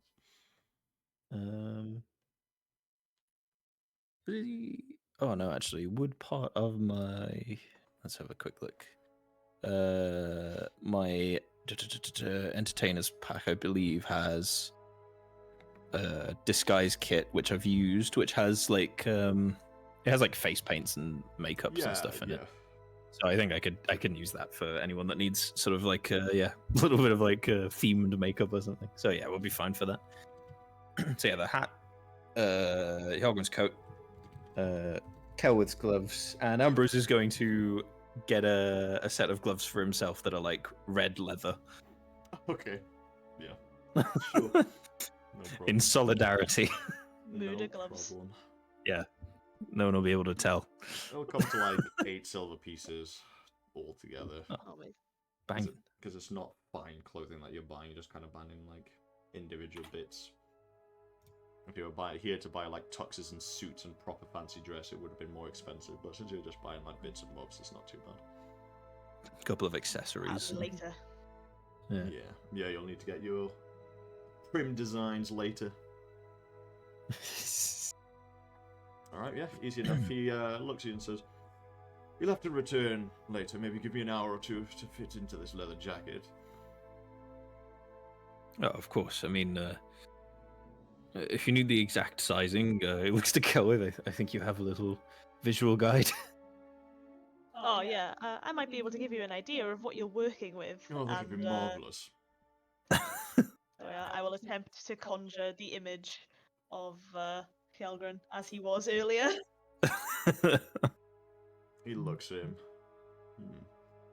I see. Broad shoulders. Broad everything. Very well. Give me about an hour. I should be able to whip something up. That's rather fast. You must have skillful hands. Oh, you wouldn't believe. Believe me, I would. I'm going to give him a little like drop of the glasses wink, and we'll be back in an hour. We'll give you the time that you need, and perhaps also I'll give you my correspondence. Sounds good. I look forward to seeing this play later. Don't disappoint. I don't think I've ever disappointed once in my life, but you know, there's always the chance. He laughs and starts kind of gathering some materials in different colours and stuff like that he's picking from his large kind of, I suppose like large hews of silks and cloths and leathers and stuff like that. He starts picking materials out for the inner coating and the outer coating. Incredible. We'll what can we do in the hour, guys? What any ideas? Anything else we need to do? I mean, how long are you gonna talk to? Oh my god, I forget her name every single time. Estella. Yeah. Oh, we're not talking to her at the moment. I mean, she's going to be inside for the day. I'm putting on the performance in the evening, and I mean, to be fair, the whole hour thing in the forest took an hour, so it's like Yeah, it could all add up, I suppose. You could the just timing to have be some perfect downtime. anyway. As Yeah, soon you as we could just come have some back. downtime. the idea is that I'm going to keep contact with her to a minimum until we actually come back for the ball, Yeah. because she's supposed to be just sort of keeping to her normal-ish schedule, maybe being less troublesome for the cards, but Yeah. you know, not drawing attention to herself Mhm. until the next month. Indeed. I guess we could have some downtime and the two of us can just practice. Yeah, sure. We'll just stand outside the shop, and maybe we can put on a performance and draw people towards his shop. Like, Very well. yeah, Okay. a little bit of advertising. Sounds good. An hour passes by and gives you guys plenty of time to do whatever it is that you want, whether that be lull about or do whatever. And eventually the hour passes and you kind of return to the shop and you can have your materials and your items at your disposal. Your designs, like you said, a kind of like black leather, maybe slightly tanned, curated leather cloak, or coat even, that has these kind of like up collar, like where the collar is, it kind of like stands up a bit, and these long kind of cut sleeves and a twin tail. On the inside, you can see Has it got like vest sleeves? yeah, and then on the inside, it's like elegantly decorated with almost like this Louis Vuitton styled pattern, but on the outside, it's like very kind of like leather and hard. Hell yeah. He's gonna be like bare arms, fucking like bare chest, and Yeah. like awesome. Alright. He got the bro. LVs. He got the LVs, You got that, bro. Louis? He's got that kind of like Fucking lovely toast. kind of like pattern, kind of goldish brown pattern on the inside. Signature from Fortis. But yeah, easily done. And throughout the day, I suppose throughout that hour, you would also notice these kids running about and like speaking to people and kind of like shouting, Yes. and you could eventually notice the fruits of your labor begin as people are like running around and like waving these kids off. Some of them are like a bit interested and whatever. You also notice that each one of these kids has also got these huge lollipops in their mouths as they're running around. So yeah. Where'd they get those? Yeah, I wonder how that happened. No. Their teeth are gonna rot. Yeah. Next time you meet them, they'll have no teeth, but it will be worth it. They'll be like, yeah, it was worth it. Yeah, worth. But yeah, the day would kind of dissolve eventually, and with enough downtime, we would eventually get to the evening, so you can undergo your performance if you so wish. Yeah. Before we go there, I'm just gonna like gather everyone together and right. Does anyone want to change sort of like their makeup, or like we'll do a few little things? I personally was going to look like a gothic sort of deer-headed performer of some kind, like something you would see up in the north, but perhaps a little bit more modernized. Like you're going to wear a deer skull? I'm going to make it look like I'm wearing a deer skull. Ah. Deer skull, a coat similar to Hjarlgron's, I'm thinking. Perhaps some sort of tribal markings. Hjarlgron, maybe you can help me with those on sort of my chest and my torso, and I'll play my instrument. I suppose. All right. So that's what I'll do. I will disguise self. Yep. And I shall. Yeah, so we'll go with like like the sort of Slavic or like Nordic shaman sort of look with like a hell yeah. a big like deer skull on their head with the antlers and stuff. I will make sure it covers like the upper portion of my face just to make sure I'm not exactly fully showing off, and I will also make my face look like again completely different. It's like I'll have a grizzly black beard and. Hell, you're about to establish a Nordic-styled Viking fucking rock It's band. like a Let's go. gothic rock sort of like Slavic. Yeah, We're about like to become mix. the Kiss of this century, bro. We're about to become the Kiss from. Oh Edward, my bro. god. And my eyes will glow like a magical blue, so that they come out of the Oh, skull. there's sort a of glowing. skull. Yeah, that's metal as Yeah. fuck. Cool. And I will have like just no shirt on underneath. I'll have a similar style coat that Hjarlgron has got, but not like as flashy. Hell yeah. Time to. Um, You know what? Fuck the gloves. Celwydd should go with her wisp fingers and have this kind of like fucking Banshee from the North style, bro. Really. I will like. Get to that Straight point. But Celwydd would like to ask Hjarlgron, like, what could she change about herself to make herself like look like authentically like a woman from the frost, apart from being 10 feet tall. Looking at Celwydd, first thing he'll do, right, stand still, and he'll reach into his one of his side pouches, and dips one of his fingers in, and you'll see on the tip it's now some like blue substance on his finger, and he's going to on your face from the forehead, going round. It's going to go round your eye socket, back underneath the eye, and then come down. I'm going to do that on both sides. Cool. And then, of course, on the chin, he'll go down one. Now, we have a specific hairstyle, so if you wouldn't mind letting your hair down for the moment. Oh, it's always down. Yeah, it's down Oh, mostly with like right. flowers in it. Yeah. Perfect. Again, hold still. And you'll see him go behind, and he's going to braid your hair. I love a man who can braid hair. I mean, Oh, piss off. well, let me tell you now, Hjarlgron has his own hair braided. This is how he knows. And he's gonna, it won't go from the base, it'll go like halfway down of your length. It's gonna go into like a thick braid, but it's gonna like hit the corners, like kind of the sides going down, they'll be braided, so it's like, so the base of the skull, it's normal hair, but at the sides going down, it'll be braided into Nice. just one big braid. And what he'll do, add a bit more pizzazz, a bit more flair. At the end of the braid, he will take out he will take out one of the random bones he's picked up, and he will hook that in, so it's kind of like it's dangling from the end. Yeah, she needs that bone jewelry.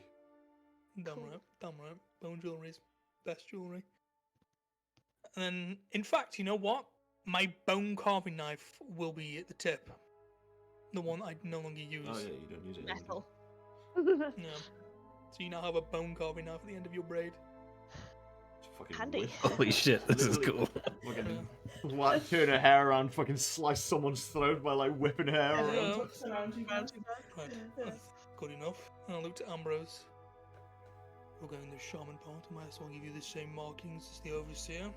And yeah, from kind of the collarbone down, it'll like go across the collarbone to the shoulder tip, and it'll kind of like very angular, like almost lightning bolts going down to the pecs, to which it'll then like curve around, kind of like go in like a swirl pattern, and then just straight down.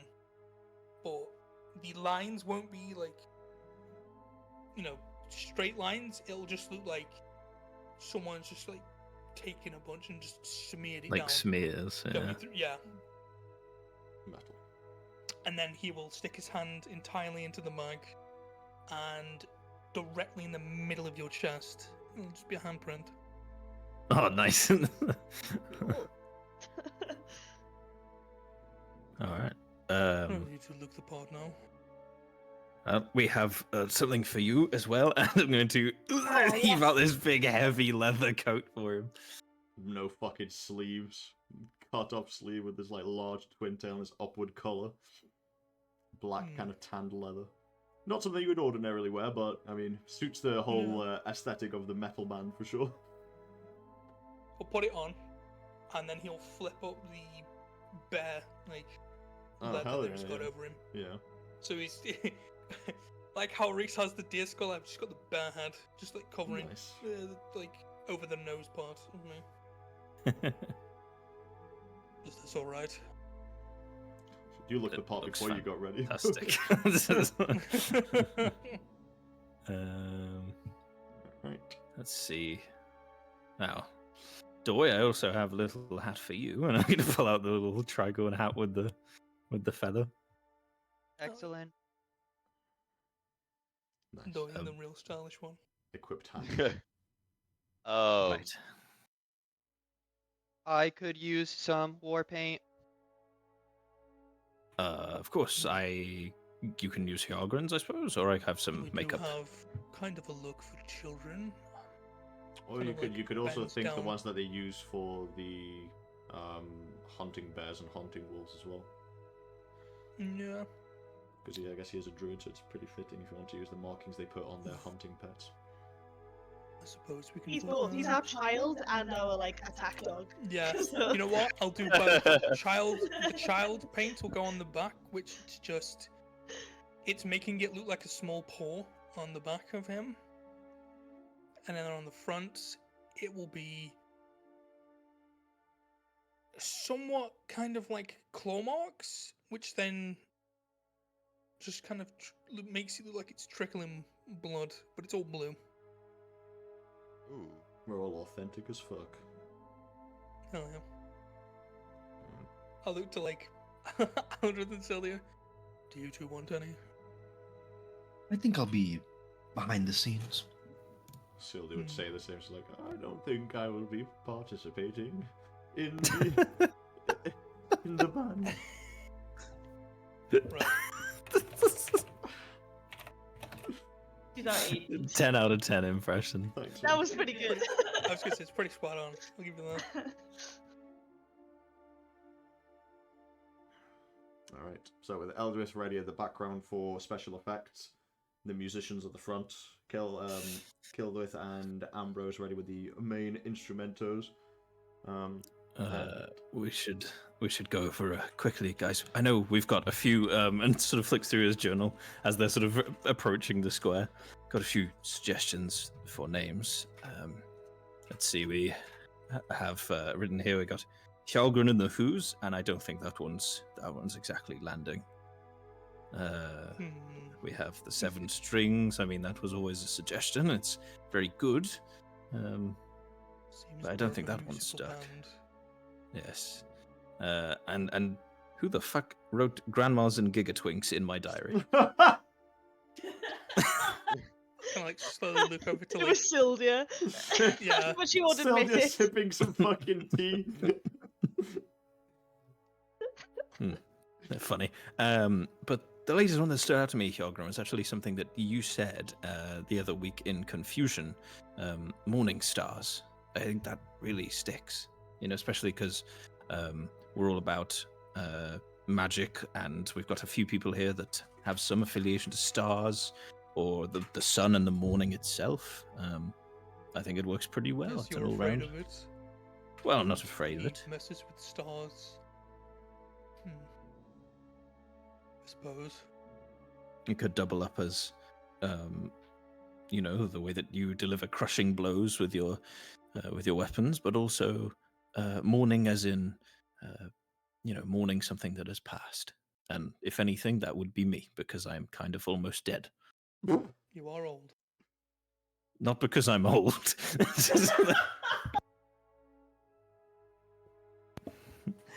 Fucking rude. But anyway, I think we should go with that one. It's quite a catch, I think. I like the double meaning in the name. Morningstar is metal as fuck group name, I can't lie. If only we had someone who had Skywrite, it'd be perfect. We can do a small version with like prestidigitation and illusion. We'll make it more grand as time goes on. Yeah. Now, Exactly. so Hjarlgron, you'll be on drums, and then at the end, put on a bit of a show of your strength and your magic powers. Right. Like Um, magic, it's just innate. obviously, Celwydd with a beautiful harp. Maybe you can make it twang a little bit, make it sound a little bit out of tune. That might work. Oh, okay. I get the vibe you're going for. And she starts turning the I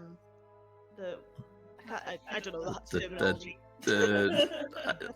What are they? I forget what they're called, to be honest. Yeah, I've watched videos I about get harp. you though, the thing that tightens the The strings. thing that- Yeah. Yeah. Yeah. Can't remember what they're called. I will obviously have my violin. I will also do the same and sort of tweaks a little bit of them. Now the skull flute that you have, Hjarlgron. Yes. Takes it out. You play the drums, but also we have the flute. So I was thinking we could do something quite spectacular here. You could play the drums and hold the flute to your mouth.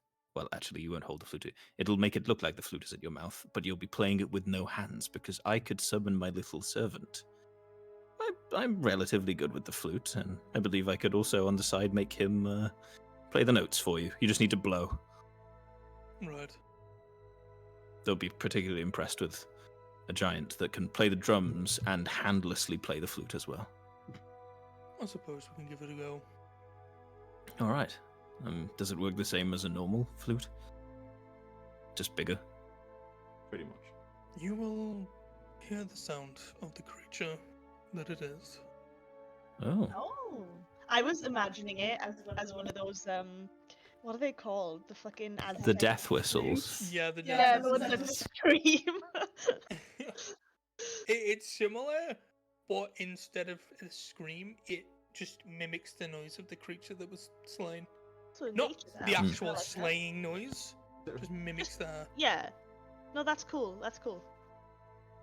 Okay, so I will also summon my unseen servant then. And would you say, Brandon, that considering I also have flute proficiency, that I might be able to just make the servant sort of Yeah. stand beneath Hjarlgron's like jaw And press like and cover just the holes that he press needs the to. holes? Yeah, I think that would be allowed. Alright.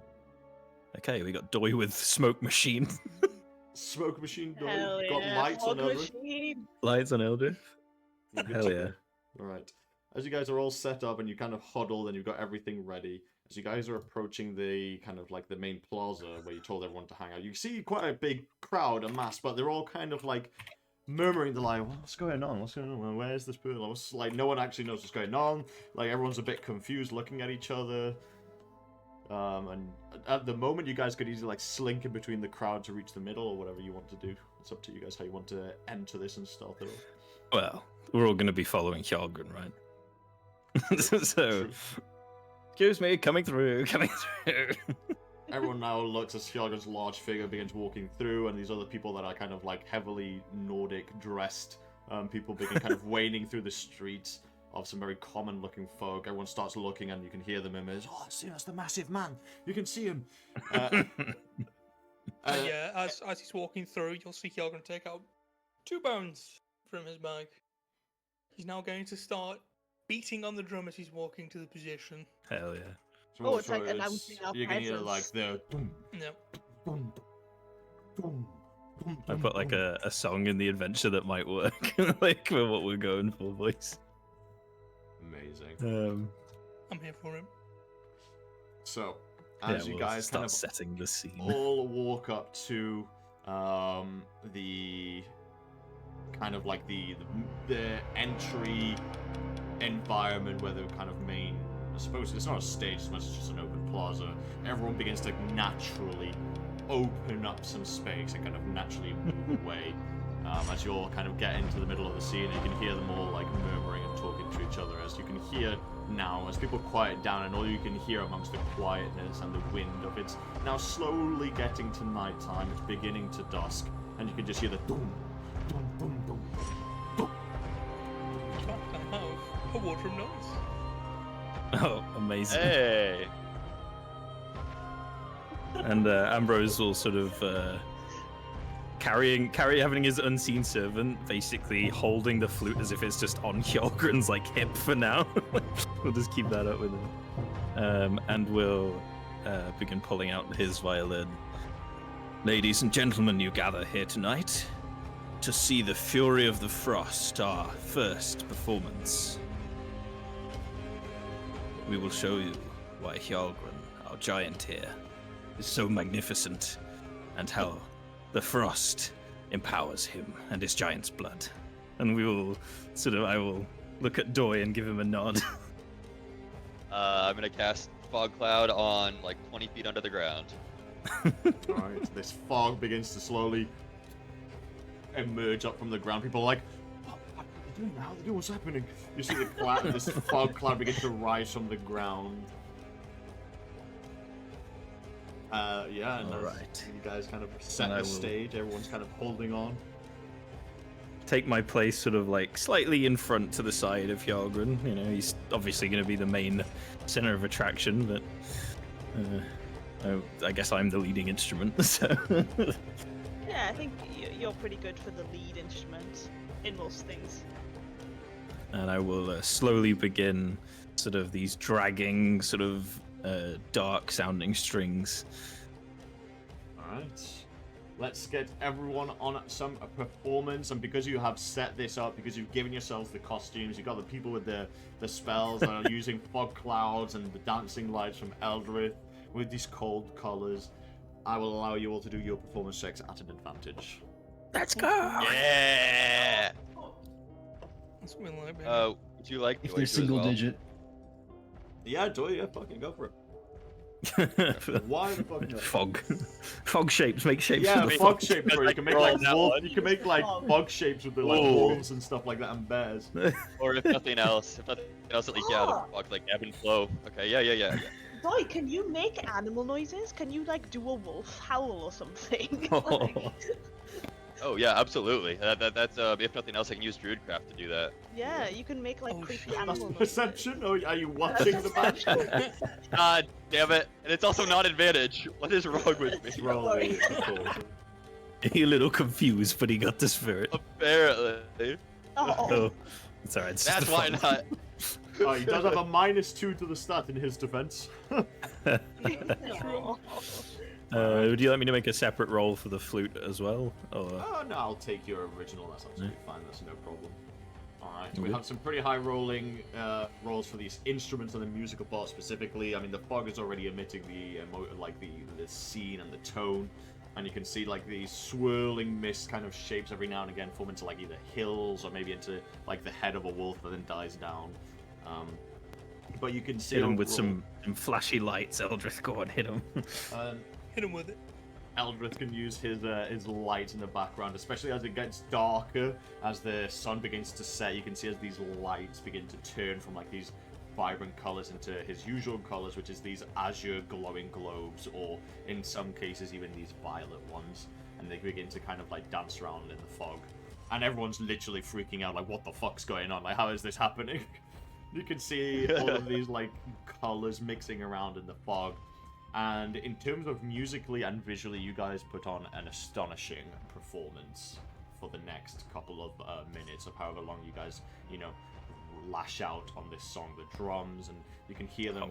Make it like a 10-minute thing. Okay, yeah, sure. A 10-minute kind of ongoing percussion. Oh. You can all begin to see as, like, even between all of you, sweat kind of flings off of your ends, your foreheads, and as you kind of all dancing and mixing in with this music, you all really get into it more than you expected that you would, and you're almost kind of into this full flow of this display of a completely different culture that, although you guys may not initially know it, the kind of like the what you've seen already of Hjarlgron and how he expresses himself and all of that kind of delves into the music as well. You can really hear within the instruments, and everyone's like genuinely outstanding. You can hear that these people have never heard music like this. Like, this is completely foreign to them, and you can see all of them kind of like in awe at this music, and most of them as well at the display that's being happened. That feels like a full-on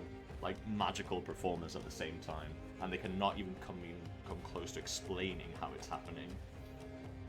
And you can see as it all begins to kind of like unravel and reach its kind of like pinnacle and its climax, and then slowly kind of dwindles toward the end of the 10 to 15 minutes that you guys are ongoing with this performance.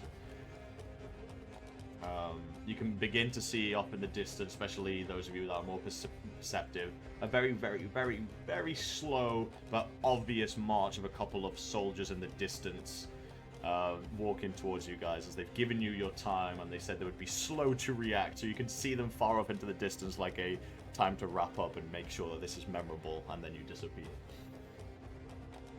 Yeah, So what are you guys doing for the finale? When it comes to the end.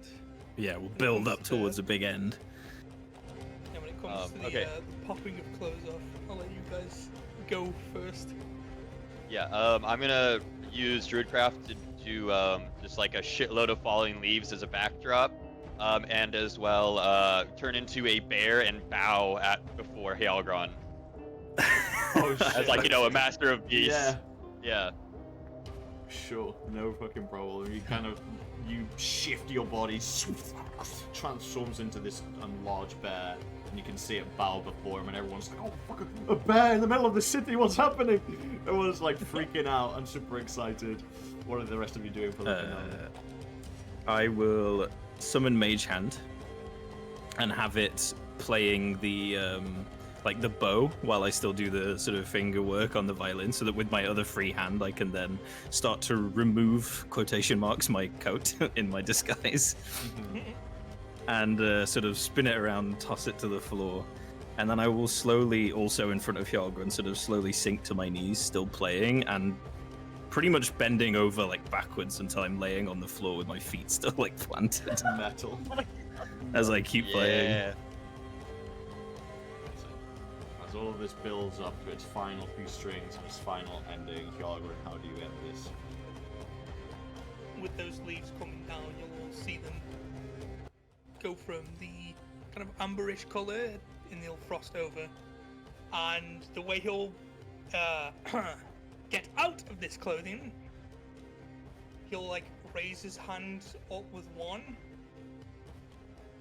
and then from the tip running down, you'll see a bunch of frost go over him, and he'll almost freeze into place, and he'll cast Glacial Rage, and with a flex, all the frost on him and all the clothing shatters, and all that's just removed, Oh, sick. and all you see is just the tribal markings as well as the claw, Yeah. like through the body of Hjarlgron.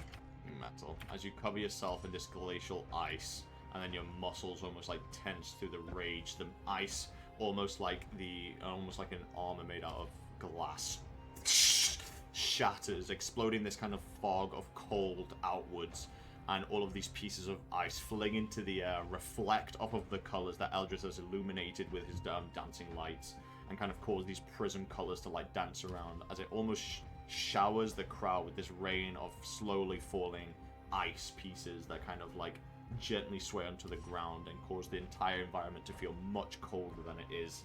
Probably even settling more about this kind of like the thematics of this place.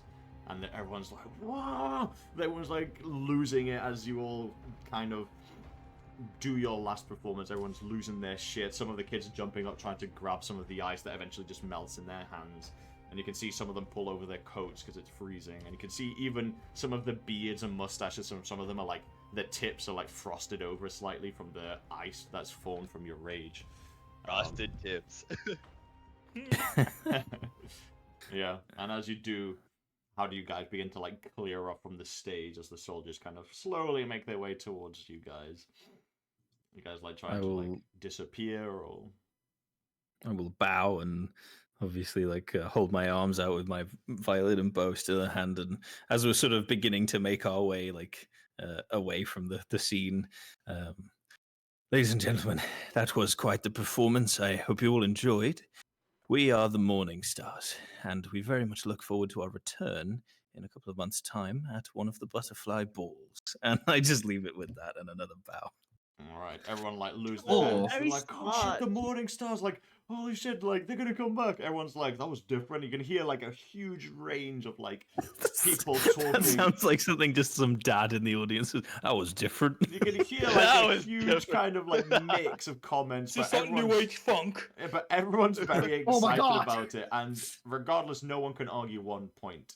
That was memorable, and you can even hear amongst like some of the nobles like talking about him, being like, I've never heard of these people. How do we find them? Like, And then as you guys kind of slink into the crowd, the soldiers begin to kind of walk forward. Everyone realizes that these guards are like coming, quote unquote, coming after you, and the even the common people are like forming a wall by accident, stopping the soldiers from being able to get to all of you and being like really rowdy. And you guys can like disperse yourselves into the crowd that stays wondering what's going on. But one thing is definitely clear: that was memorable to the people. Celwydd will make it look like sort of using an illusion, like all of that like icy mist that was coming off of like Hjarlgron. She'll make it look like it like envelops her, and then as she just disappears from it, so it just looks like she just fucking evaporates. Eldrith, you said that you're leaving your lights in a certain constellation. Yeah, if someone has the image saved, because I did not have it saved. Oh yes, we did Reece. mock one up. I think Reece has it. No. It's a very vague drawing. Yeah, it's rough. It's real rough. We're working in progress. Hold but on. we- Let me see. I have a sketch somewhere of it, but it's like, well, I say Quite sketch. high up. It's paint. And that's All pink. good art MS is made in paint. All Fuck. good art is made in paint. It's true. Concept. This. It's like a constellation of 7 stars, and please work. Didn't work. Adventure, sure. Okay. Ta-da! All right. Then Eldrith kind of leaves this constellation that almost kind of looks like this scattering, almost crown-like, you could even say, of 7 stars in a constellation above, and he leaves them lingering there with these thin lines of azure connecting them all. And people look up to it and kind of get a bit lost in the awe of it and look up to it, and they unintentionally block the path of the soldiers who, aren't realistically looking for you, but, are pushing past, and eventually you guys manage to slink out kind of the other way and lose yourselves amongst, like, the alleyways. You actually notice how Benny, one of the kids that you were speaking to, Ambrose, catches your attention. He's like, through here, and he like looks at an alleyway that he's like opened up with one of these large wooden panels, and he's like asking you to run through this way so you can, hide yourselves from anywhere else. Of course, we'll go. We'll take that way. Yeah. Yeah, and he kind of escorts you through these mixtures of back alleys that are completely covered by these tarps and wooden planks and stuff like that. And yeah, you eventually kind of end up leading out to kind of. It seems that these alley avenues eventually lead up to kind of one of the endings of the city on the other side, away from the crowd. And it gives you all a big thumbs up. And he like runs back into the alleyways. But yeah. It is nighttime of this day. You guys have set up an amazing performance, memorable to say the least, as well as setting finally yourselves in stone with an actual name of the Morning Stars, which is a metal as fuck name, to be fair. When we settled on it, we were like, This is it. This is the one. It's metal as fuck. Yeah. Like Morning Stars is metal as fuck. I can't lie. Every time we see it, it's 2 words. It's like it's 2 words. Morning Stars. Don't you forget it. Hell yeah.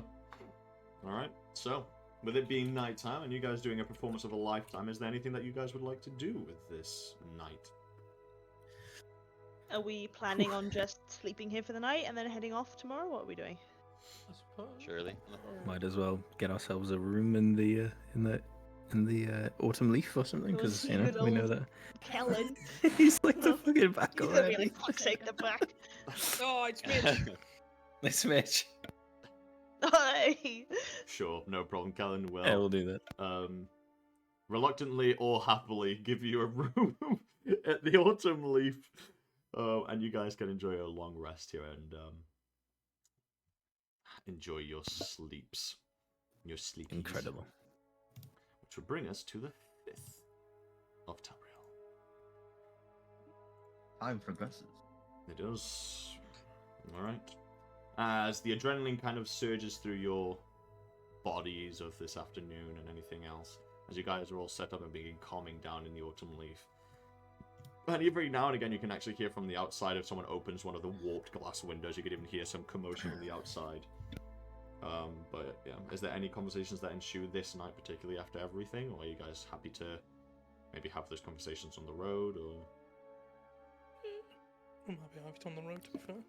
That would just be like full of adrenaline. Like, Yeah, other than Yeah, like, that's what I we mean. pulled that off. yeah, the buzz of what we just did. That's what I was so mean. I can fun. imagine. Yeah, that's what I can imagine in the group. It would probably be like a big, like surge of adrenaline for doing something like that. So. Hjarlgron, how did it feel to really put on a show like that? Well, somewhat similar. I was back home. Oh, just puts his head in his hand. Like, is that not impressive for this man? It was enjoyable. Well, I suppose as our debut, that would be our first song, the Fury of the Frost. It's about you, Hjarlgron, and you make quite the central figure. There are already 2 Furies of the Frost up north. Oh, okay. Pair of sisters. I didn't realize we'd already Oh, used I probably a should have used mentioned. name. we've accidentally made a reference. Oh fuck! Our first for a bad copyright thing. strike. Well, they're not really a band. Plus, they're in the north. They wouldn't come here. Oh well, maybe we'll make it more about you instead. He'll be the fury of the frost in no time. At least down here. You know, we should all have our own song eventually, one for all of us, with our own styles. That way, we never get boring because we're never just one style. It's never the same. It's always something different. Oh my god, we're gonna be gorillas of this fucking world. I'd like to explore different themes, different types of music. It's just fucking rusty pipes. It's just the being now hit. with Doya's It's got to be dubstep. like industrial, right? Yeah. It's got to be like industrial noises And I and imagine animal Syldia speeches. is just the fucking Shire music. Yeah. Uh, You I said have Doy's music Aimee, right here.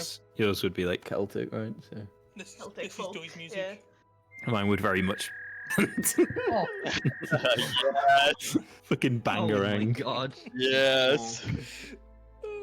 Mine would probably be like European Gothic style with, obviously the classic sort of classical sound to it. But maybe we'll find a fucking organ for me and I'll go ham on it. Amazing. Oh hell yeah. Oh, maybe Helena has an organ. Probably. Classic vampire bullshit. The usual. It's got to be done. If you're a vampire, you got to have an organ. It's just Gotta how it is, be man. done. Fucks. It can't not be. Ambrose is like, yes, I finally get to play it.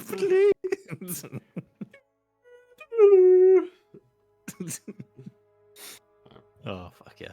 So good. Amazing. Right then. So, you guys enjoy yourselves with an adrenaline pushed and enjoyable night of rest. Yeah, and you guys may enjoy the benefits of your long rest and wake up on the next day with the early hours ready. And yeah, whatever you want to do with this day, you guys are free from the parole. I keep wanting to say patrol. Free from the parole. And the world is yours. What would you like to do? We now have a good 5 days travel? 1, 2, 3, 4. Yep, we got a good 5 days travel to Primtier, guys. We're We about gotta to... go back over that godforsaken bridge again. Yeah. Oh Man. yeah, godforsaken A real- rich. Everybody hold hands with Ambrose so he doesn't fall. Oh no! He falls, becomes ocean foam. No! As soon as he hits it, it just dissipates. It's like throwing dry ice into a lake. You just see him. Open console / despawn. When the raccoon loses Gone. his cotton candy. Yeah. He's Ambrose gonna went be to upset. go. Ambrose like, no. Alright. Then we get a little, if that's the case, everyone's happy to just set on their walk to Primtier. Yeah. Then we can ensue on our Ice Age compilation walking. Hell yeah. Damn right. I'm on my way. Is there any, I'm on my Aaron. way. Is there any like Our- boss- our travel thing. Sound? Oh no! So yeah, you guys can have Our your walking day. is just funk, bro.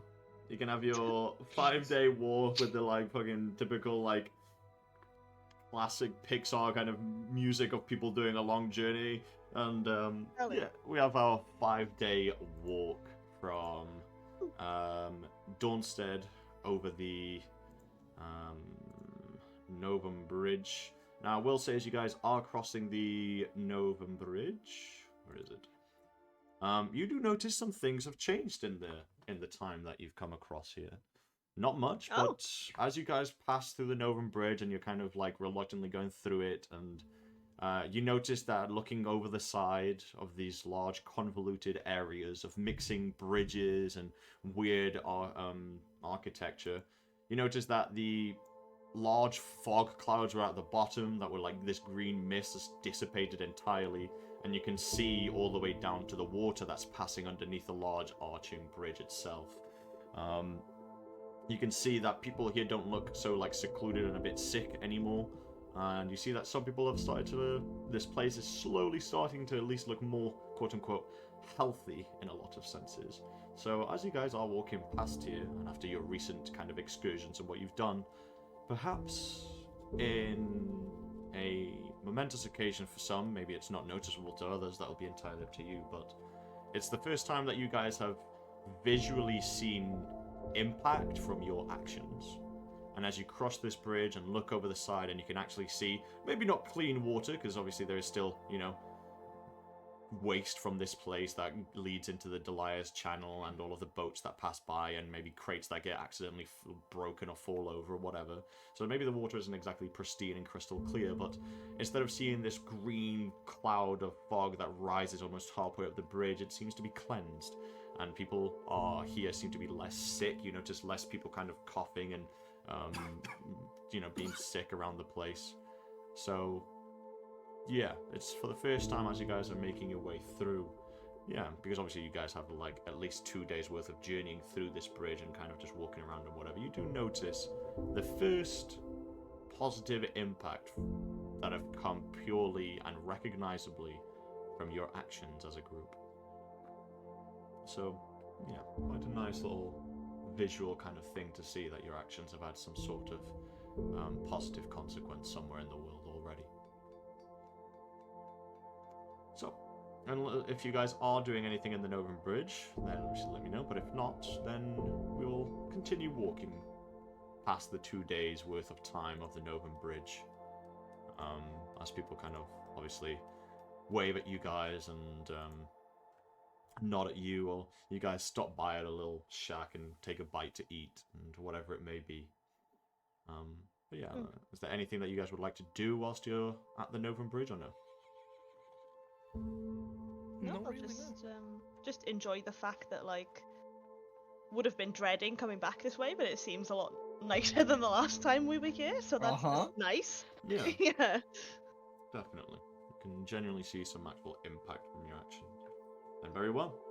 As you guys cross past the bridge and 2 days pass at the bridge, eventually you finally see what feels like a forever journey, a end to the bridge, where the no longer covering fog is preventing you from seeing one side to the other. You can see the end as the bridge brick meets ground and solid grass again. And in the distance, just looming over the hills, merely a day away now, you see the large, arcing, beautiful, almost perfected architecture of Primtier. And for the next day, you guys make your journey to Primtier. And after 5 days worth of time, arriving roughly at maybe just past midday, we could even say maybe 2 or 3 o'clock in the afternoon on the 5th day, you guys arrive at the solemn and beautiful, almost perfected city of Primtier. Let's go. Time for Eldrith to take a test. Very rarely do people cheer for these things, but Eldrith.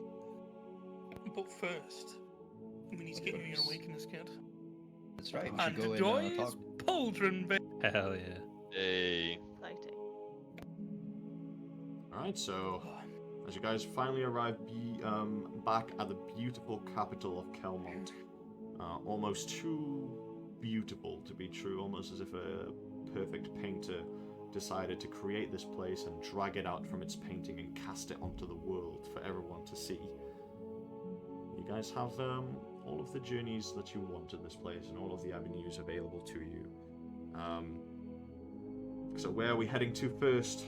What is the first task at hand for this shopping, quote-unquote, shopping list, task list? We'll go to the Awakener's shop, because this gets 2 things done straight away. Okay, very well. So, yeah, the elven woman, I can't remember her name. I'd look through my notes, but take too long. We'll go there. Are you guys and heading hopefully pick up our to... product. straight to the Awakener? Yes. Nira, the owner of the Prim's That's the Diamond. Sure. You head over to Prim's Diamond, a shop owned by Nira, who is both a jeweler but also has a keen interest in the art of awakening, a long and traditional profession in this world that only few ever are capable of actually doing, which is awakening the arcana that is within mundane items and turning them into something magical. As you guys head over and see all of the beautiful streets and people walking by in their azure cloaks and greens and regal golds, eventually you arrive at Prim's Diamond. Inside, you see Nira, the elven woman I've described before, with her kind of like dog, blackish kind of grey, leading into blue hair.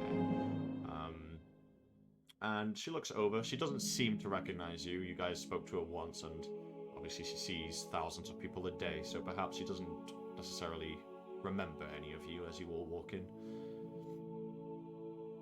Walk over. We hear about an item we put money down for. She looks at you for a Made second. into a pauldron instead of a necklace. Did you have a name down for that? Perhaps maybe I can try and find it. Hjarlgron. She looks at the list of commissions and things that she needs doing.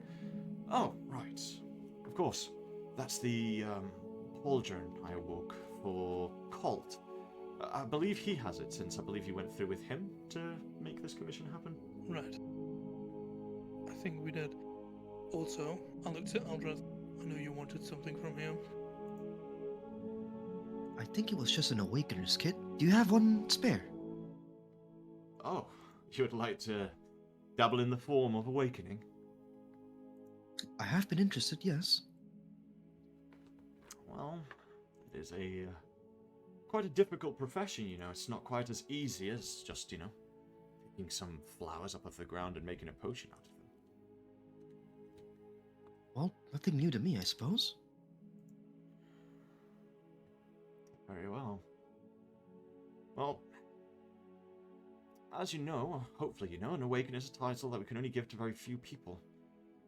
You know, churning the mundane into magic. Are you... And she looks you up and down. This is going to probably seem like a silly question, but I'm assuming that you're capable of spellcasting and weaving arcana.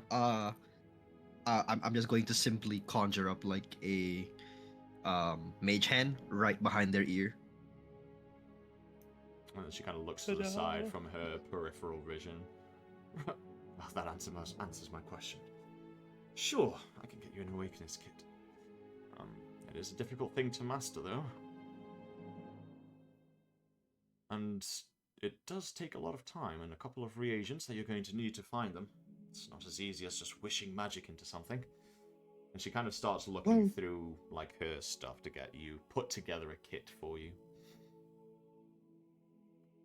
Well, nothing worth learning is ever easy. And trust me, Azure magics aren't that simple either. Azure magic? Oh, I didn't know that you're an apprentice for an Azure Magus. Well, I suppose I was. My mentor passed some time ago. But I'm still practicing. Oh, perhaps you might be a great awakener then. You already have rare magic. Alright.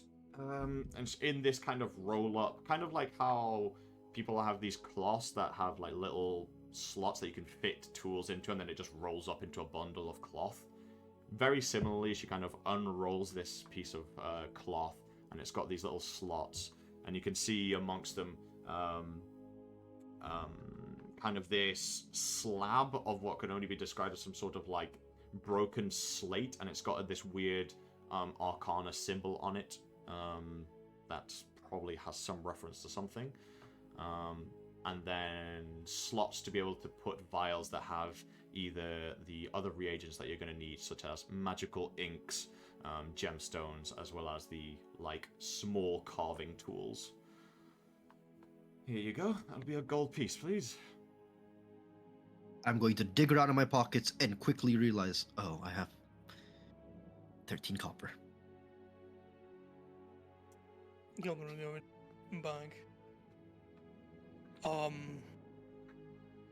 I think this might do. Just puts like 10 silver coins and then all of the copper that he's got. She grabs the 10 silver. Oh, thank you. Right. And then he'll like scoot everything back in. Well, there are fewer awakeners in the world. To be trained by one and to make sure that you can improve in your profession is going to be difficult. But I can help you up to a certain extent. That would be appreciated. Greatly so. And if you do have access to the Gloomwick University, then you should be fine.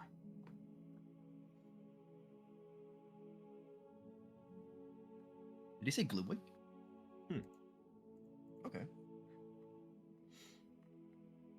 I'm guessing there are professors there for awakening.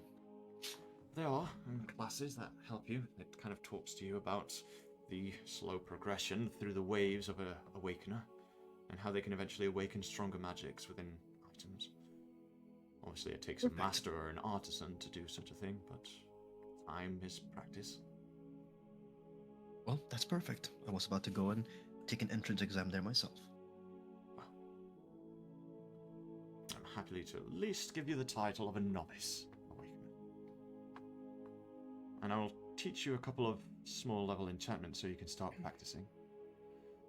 And this is where, in a more quote-unquote video game RPG sense, you may now go into the Awakeness table and pick out, as it says there, 4 minor enchantments from the minor enchantment table.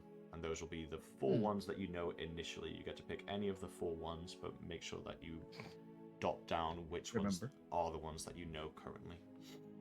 Sure. I'll be sure to just Yeah, okay. So you Mark can them pick the down. 4 from whichever ones you want from the minor enchantments. I'll have a look at them later. Yeah, sounds good.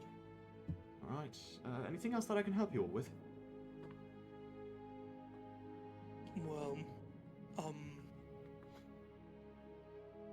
do you think, I don't know if you'd be able to do it, or I can't remember his name, the smith would be able to do anything with these, and he'll take out the Brood Mother's Eye and the Fragile Essence. I mean, the essence would be a key component into awakening whatever that thing could be turned into. I mean, possibly with Colt's assistance, we could turn this into an item of some kind, sure. Right. As much as I'd like to have what we did before, where we put a down payment, we don't really have the money for it at the moment. Well, perhaps you can return later. You're adventurous after all. I'm sure money tends to fall into your pocket pretty quickly. Somewhat, yes. Well then, I suppose we'll go pay the rest of our commission. Sure thing. Gives a nod. Thank you. Oh, thank you all for the business. And good luck with your awakening. Thank you. And she To starts the having smiths. Alright, you head over just across the road to Fast the forward. large smithy building, where you walk into the smith's room where Colt's large blacksmith is. On the inside you hear the sound of ringing iron and tempered steel, and you are instantly filled with the scent of sweat and coal. And you can see the large topless figure of an orc hammering away at his works in the depths of his bellowing forge. He turns to you with his large tusks, some that are pierced with these large rings, jewelry, but decorated for his tusks that overloom from his underjaw up to his nose. He looks to all of you. Can I help you all? Yes, we put down a commission not too long ago. And he'll take out the bag of money and, yeah, give him the 175 which was required. Oh, I remember your face. You're the ones that This was needed the that rest of the money pauldron. we owed you. Correct. He grabs the bag of money, he kind of looks at it, counts a couple of them, but he doesn't obviously count everything. He's like, seems about right. Alright. Oh, we could have scammed him. Goes to the back and pulls out a brass and steel alloy pauldron, singular sided, with a strap that overlooms it.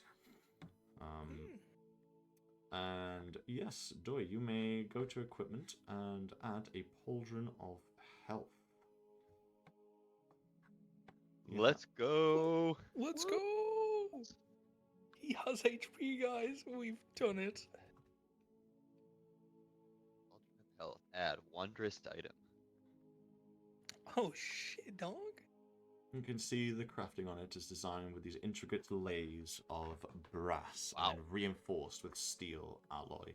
Small drips of cloth ended with metal tips to decorate and make it a bit more fashionable or intimidating are designed. It is designed for either the left or the right shoulder. And, as you can see, it is something that's designed for a smaller person rather than a humanoid of standard size, to make sure that they can take on an extra couple of hits. You must attune to this item, and as you do so, your constitution score will increase to 17 whilst you are attuned and wearing this pauldron. However, it has no effect on you if your constitution is already 17 or higher. So, you can pass that over to yourself and put it into your inventory, and then you can attune to it whenever you feel like it for an hour. And then you'll be Let's go. HP'd up, and your constitution will be 17. He's gamed. He's become tankier. How much HP does he have now? He should have 29. Oh my my god. That's the same as me. That's the same as Gone from- us. Ah, Gone from welcome to 13 to 29 29. gang. Welcome to the 29 club. Wouldn't be me. Oh god. 21. Yeah.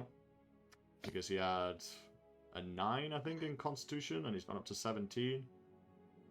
So he's No, got no, he had 13. He was 9 last time. He rolled a 5, got a 4. Went to No, I meant as 13. in his base con mod, like his con Oh score. yeah, no, his base con, yeah. It was It's gone 9 right and up now now. it's Sorry, I 17. lost internet. No problemo. If you just go to and add yourself the Pauldron of Health, you can attune to it. It'll take an hour, and then you can increase your score.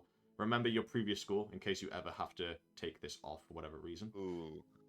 Wait. So remember your original Constitution score wherever you want to like dot it down on a tracker or whatever. Yes, sir. And increase your current one to 17, and then add all of your extra hit points that you would have had for each level of wearing it.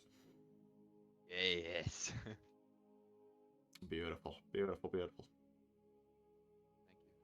Thank No problem. Right, he hands it over and kind of helps Doi equip it to himself, and it seamlessly kind of fits to the way that he's built anyway. So it doesn't look too out of place, but you can tell he does have a nice shiny, large, thick piece of metal armor over one of his shoulders now. You And can Colt, probably drury craft some flowers over it. Colt helps kind of like attach it and use the straps properly to make sure it's fitted. And looks to the rest of you. Oh, it was a nice piece to make. Is there anything else that perhaps you would all be interested in having? Well, I have pieces to use eventually, but at the moment we are lacking on the funds. A bit flaked, are we? Well, Pretty much. whenever you have the goals, you can rely on Colt to make you something good. And that we will. As for now, I'll look to Eldrith. One of ours has an exam to take. Right, sure, whatever that means. Whatever that means. I like your funny words, Magic Man. Literally. yeah. I just look at Colt and I say, magic. Rolls eyes. Oh, magic, am I right? Magic folk. I see. Well, enjoy your exam. I'll try. And he waves you all off as he pulls out a blade out of the barrel of water and starts kind of like bringing it back into the forge to mold it again. Alright. Let's go take the exam, guys. Woo! The academy. Yay. Okay. To the academy. You guys venture over to the other side of... If you guys venture to the other side of Primtier, traveling together. I use the dragon's dog on my warp stone. As you guys are walking around enjoying the environment, sadly it is not as warm and as sunny as I would like it to be in Primtier with the reflective surfaces of marble and beautiful craftsmanship. It is indeed a more gloomy and grey winter's day that is slowly setting upon people. People are starting to wear fur caps and gloves and other such things to keep themselves warm. But eventually you arrive to the other side, where you see a lot of students frantically writing something in their notebooks at the stairs that lead up to the university's large door, as well as others that are just generally conversing. You can walk up to the door and enter into the university, and you may do as you wish. What would you like to do? Oh man, Ambrose walks in, just blows up. Oh, God. I was banned from the library, not the whole fucking complex. What's going on, That's guys? what you think. Ambrose walks in, a giant mage Yeah. hand picks him up and we puts him don't, out. we don't really know the nature of what being banned from the library entails if I step foot in there. But given that she said that if you take a book without the pin badge, you can explode, I don't really want to try. Doesn't that damage the books, though? Like, if you walk in there and blow up, you're gonna damage the merchandise. I don't know. Magic Yeah. is like Yeah, magic explosion. Maybe they just cast like unalive for a bit. the books all just How- have powered kill. Yeah, exactly. Power kill. Yeah, that's what I was gonna say. Opens the door. Open it and just keel over. Oh fuck! Terrible day. I'm gonna go Another to one. the I'm gonna go to like the info desk or like, like the student counter. Well, you are met with a standard kind of woman, elven woman with her hair tied back into a ponytail. You've seen her before. You spoke to her last time that you were here. She looks up to you. Not that she Yep. remembers your face initially, but she looks up to you as it has been a while and says, "Oh, hello. How can we help you? This is the Gloomwick University. Here for materials, awakening, herbology, arcana, astronomy, or alchemy." Enrollment, actually. Oh, you would like to be part of our student council, would you? Well, If possible, yes. okay, let's see here. Okay. What field would you like to start looking into studying? Other magics. Oh, okay. Not many of those around. Starts writing some things down, filling in this application. Right. Let's see. Okay, we can hold a council. If you could wait here for about 10 minutes, I can gather some of the other teachers to hear you out and why you'd like to enroll. And we can try and get you undergoing this little test or so. See if you're good enough to join our ranks. If it helps my standing any, I am a mentee of Brightwalk, or former mentee, considering that he's passed. Right, well, okay. The name doesn't ring a bell to me, but perhaps if I pass this on and I write it down here as a note into your application, it might ring a bell for some of the other professors. If you might take a seat, Appreciated. I will form a hearing for you. He sits down wherever there is a free seat. Very well. You sit down as she lifts up and begins walking into the long corridors of this university. Eventually, after roughly about 10-15 minutes that pass, the woman returns and looks over to you, walks up to you whilst you're sat down on one of these nearby benches that fill the university with students running in and out of the building, frantically or in a calm manner, walking up to you and the rest of you as you're all here kind of looming around in the university. And she kind of looks at the rest of the party members, gives you all a nod, and then looks to Eldrith. Alright, the rest of the professors will hear you now. If you may come with me, you, and she looks to the rest of the party members, you can take your friends with you if you so want, but they will not be part of the hearing. Would you like to join me, or perhaps you would like to spend your time elsewhere? I was going to find the library. Anyone else coming? Ambrose just holds his hands up. Can't. I'm ready to explode if I walk in. Best of luck to you though, Eldrith. And oh, I mean, can I get the cantrip or not? Like explodes. Well, you're not in the library, but... True, I'm not in the library. No.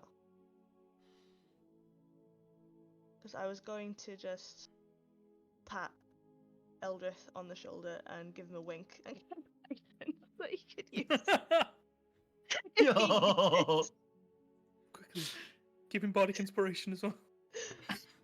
It only lasts up to a minute, but perhaps we can pray. Oh, true. Yeah. I mean, Yeah. Just 3 seconds to use it. I got 30 seconds. Hey, you know what? If he needs it, he needs it. if anyone's got this, and I put my hand on his other shoulder, both of us like patting him. If anyone's got this, it's you, you massive nerd. And I'm going to bardic inspiration.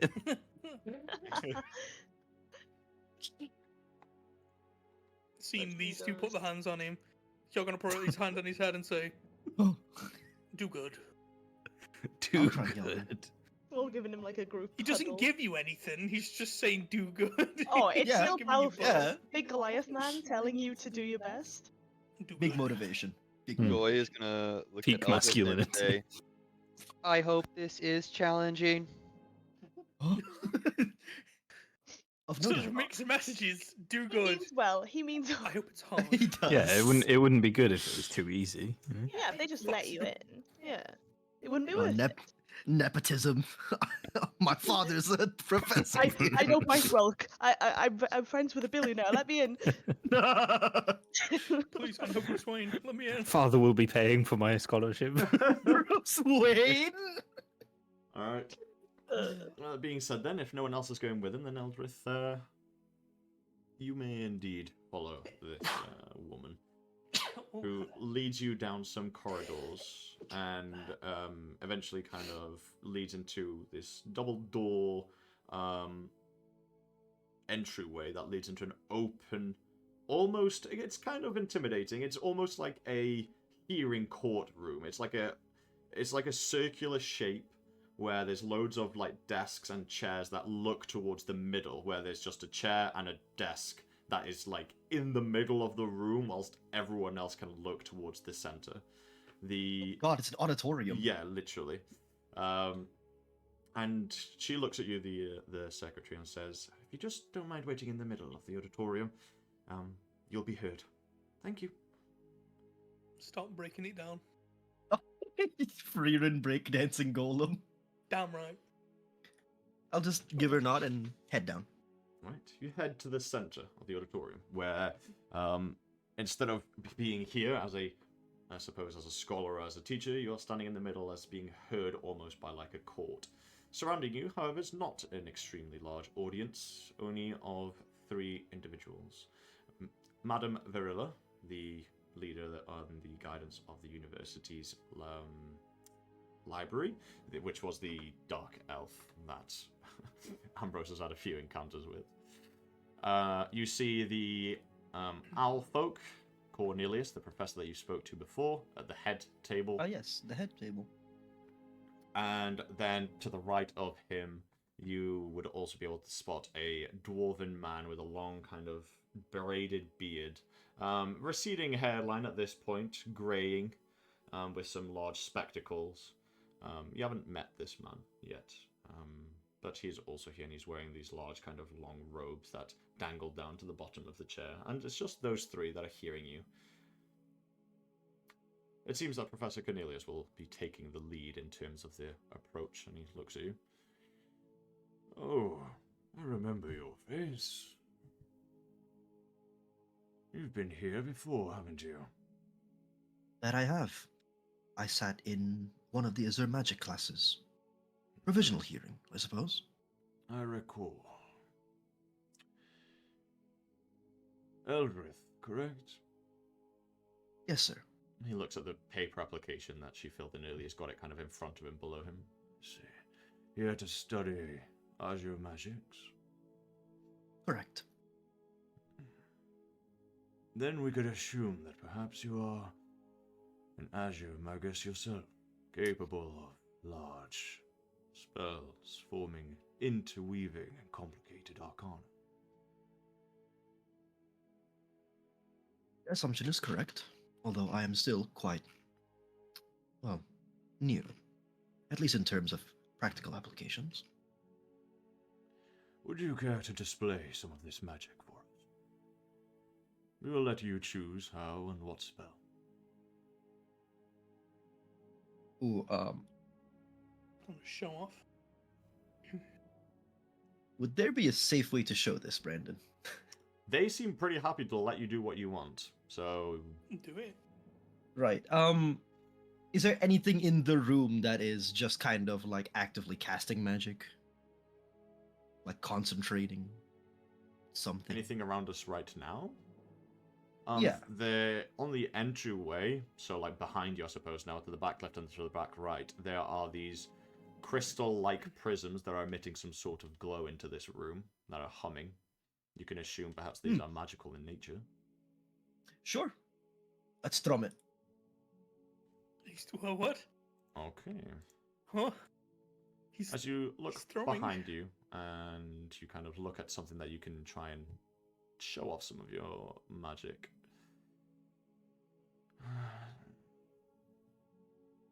You notice behind you these 2 pillars, not necessarily a creature, but a point that you can see regardless. And as you cast this spell, as they are inanimate objects, these weird kind of opening screeching sounds from beyond, almost aberrations of incomprehensible noise, echo into the room. And as they do, these crystals for a second fall to the ground as the magic dispels in the room for a faint second. After about 5 or so seconds of the magic completely dissipating, they lift back up and begin emitting that hum again. And you see Professor Cornelius kind of stand and look. Madame Virilia lifts up her glasses and pays attention to this. Oh my. Cornelius And as you looks towards you. can see, after casting a spell of, well, any variety, these friends float above me, or around me. And he gestures to, like, the fragments around him. These small, kind of star-like fragments that float around you. Professor Cornelius looks. Impressive. I can't say I've seen someone cast that spell in a long time. The last I recall was Brightwell. So you are familiar with him? He was a student here for a while. Gaining his knowledge from our libraries, expanding his ability, learning from every source he could.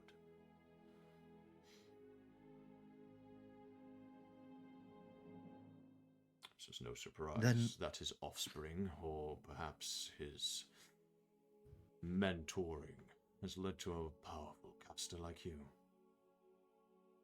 Well, sadly, I'm not his son.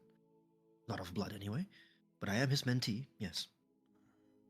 Yes, there was no resemblance. I could only assume as much.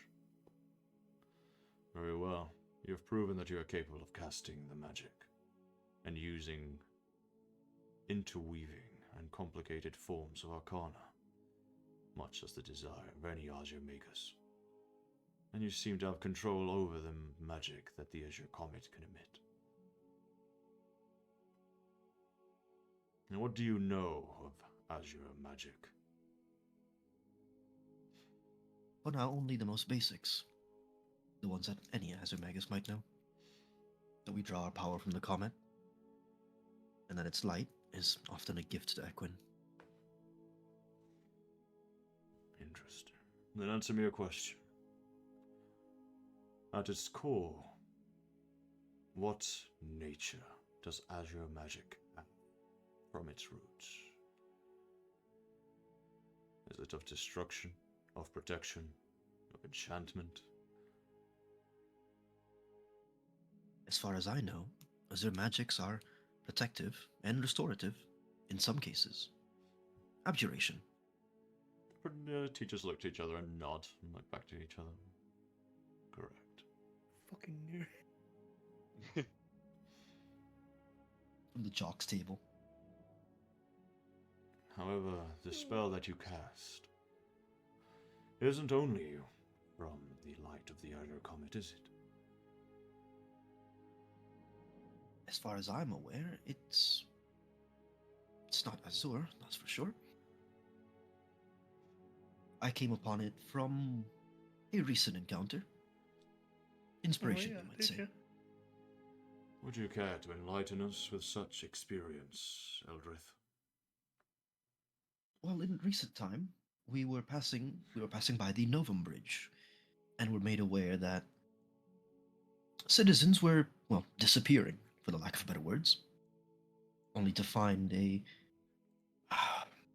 I'm not sure what appropriate words should be used here, but it was a violet crack somewhere in the bridge. And there was no shortage of apparitions, let me assure you. That noise, well, safe to say it was inspired by them. For better or worse. Do you know what you peered into, Eldrith? Does he even remember he peered into anything? He doesn't, does he? No. I mean, But you No. could assume that you For- gained inspiration from it. Yeah. Your party members did tell you they looked into something, so he's questioning Yeah. what do you reckon this is rooted from? Well, from my memory alone, I don't quite remember peering into anything, although my friends seem to have suggested that I looked at something. As to what it is, all I know is that it's violet in nature. Well, in color. There is one downfall that all Azure Magus come across in their time.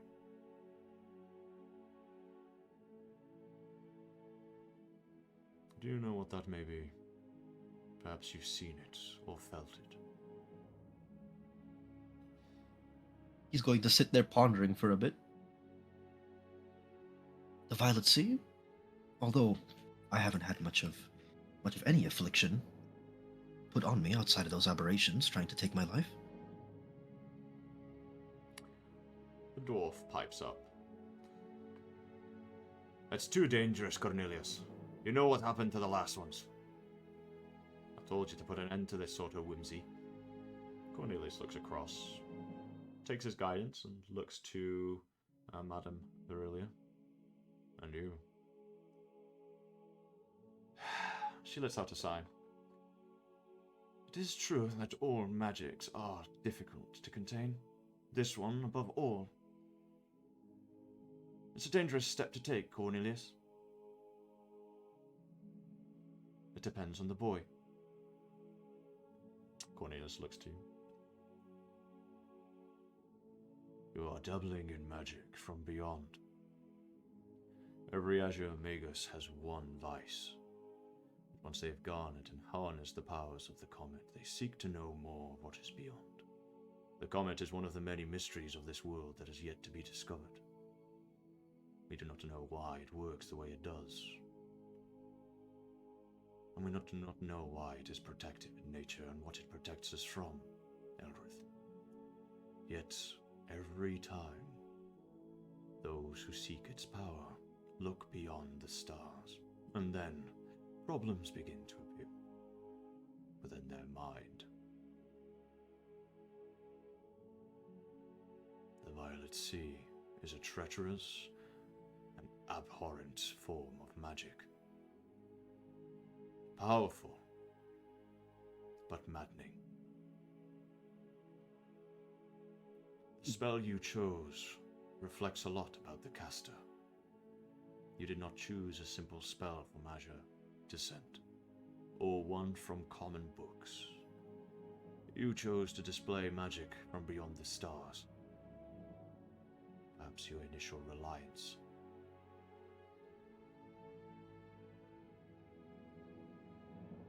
What is it that you wish to gain from your place here at the Academy?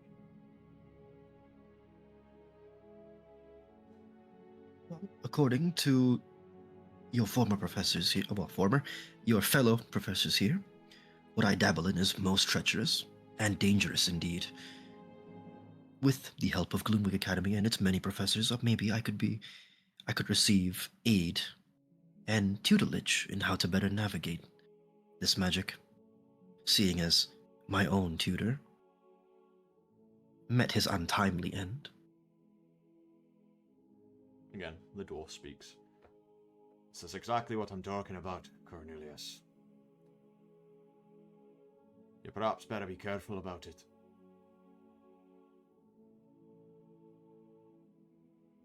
Cornelius takes the guidance.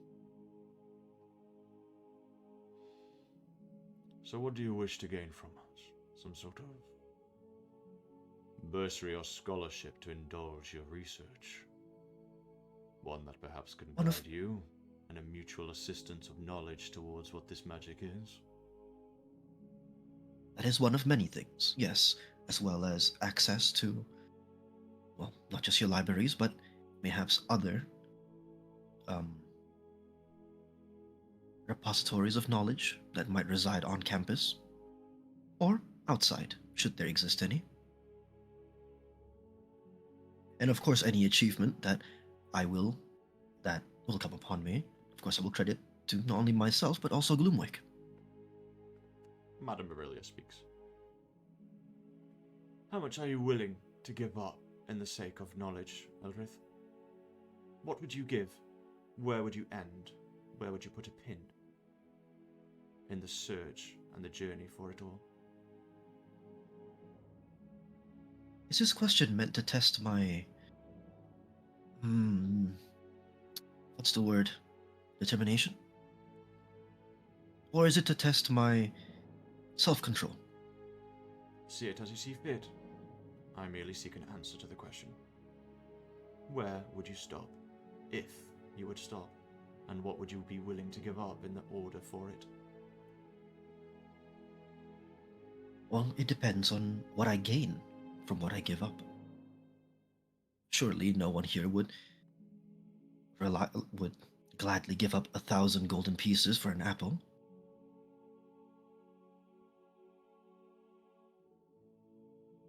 Well, let's say that it is equally reciprocated.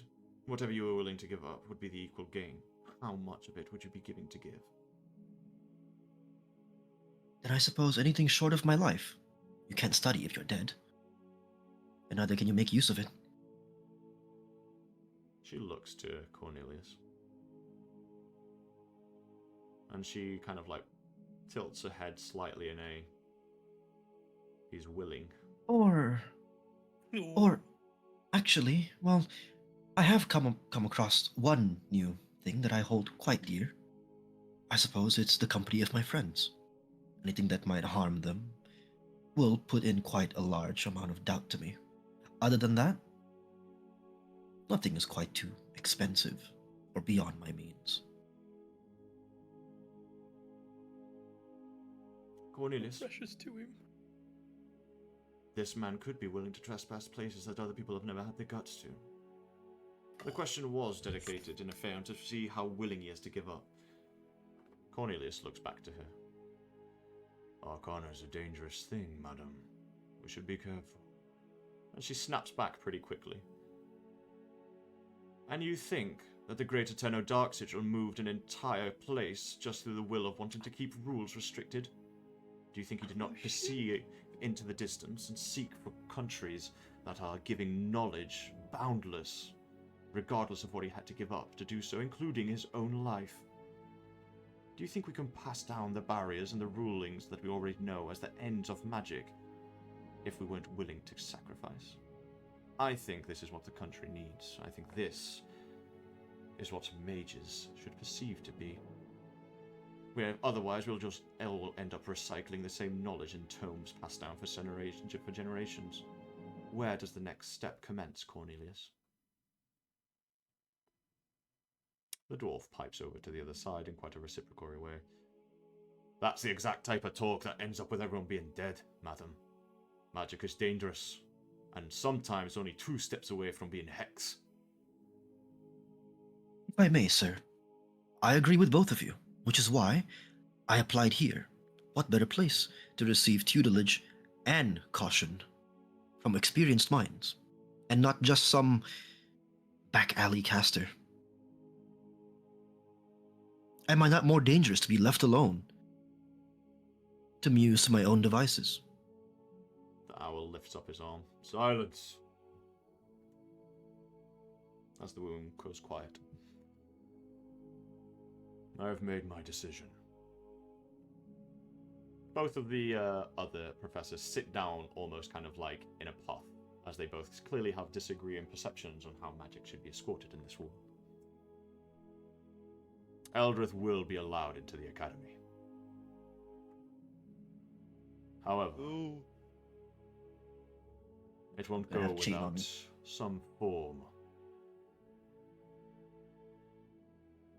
of rope attached. We will not puppeteer him, and he looks to the dwarf, and we will not control his desire as to snuff out his flame accidentally. But he looks to Madam. But we will also not stoke and push him forward as a sacrificial lamb for our own gain. He will put forward what he seems fit. He will delve into the knowledge that he desires, at his own risk and volition and no further. We will not goad him into self-sacrifice, but we will not stop him if he wills. Eldrith, this world has too much protection, too much comfort, and slowly the tomes of Arcana are true as to what Madame Verilia says. Arcana is a slowly stagnating form. No one is willing to try and create. But if what you say is true, then you are willing to see and create things that beyond our eyes can comprehend. we accept you into the Gloomwick University.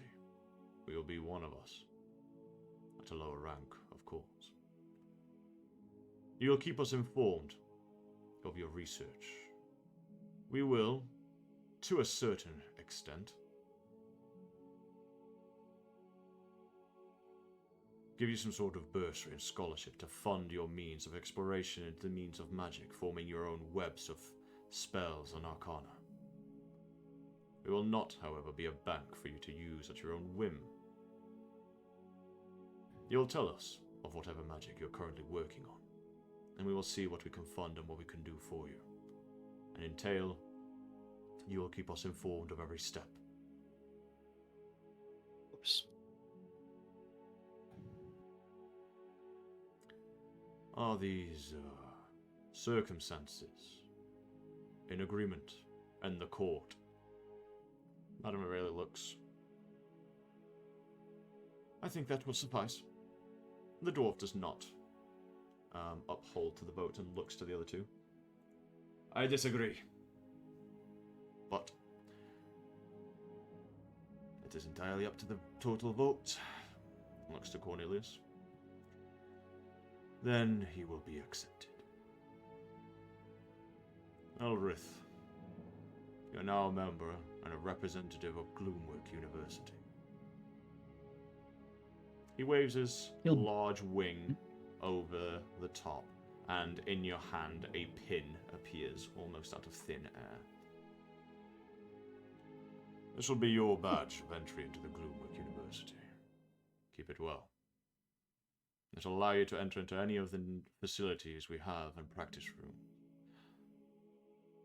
You may attend any classes you so wish. I understand, however, that you are an adventuring party member, and you will not reside here very often. So perhaps your research will be out in the fields where it is designed to be, right, Madame Aurelia? She nods.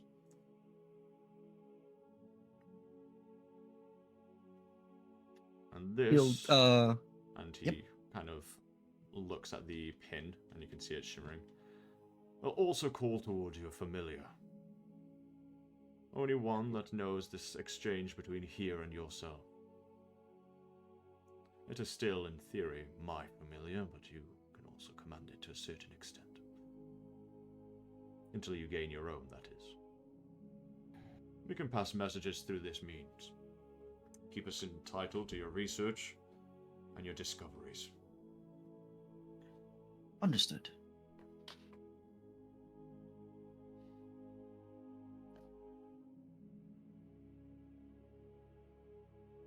Anything you wish to say, Eldrith?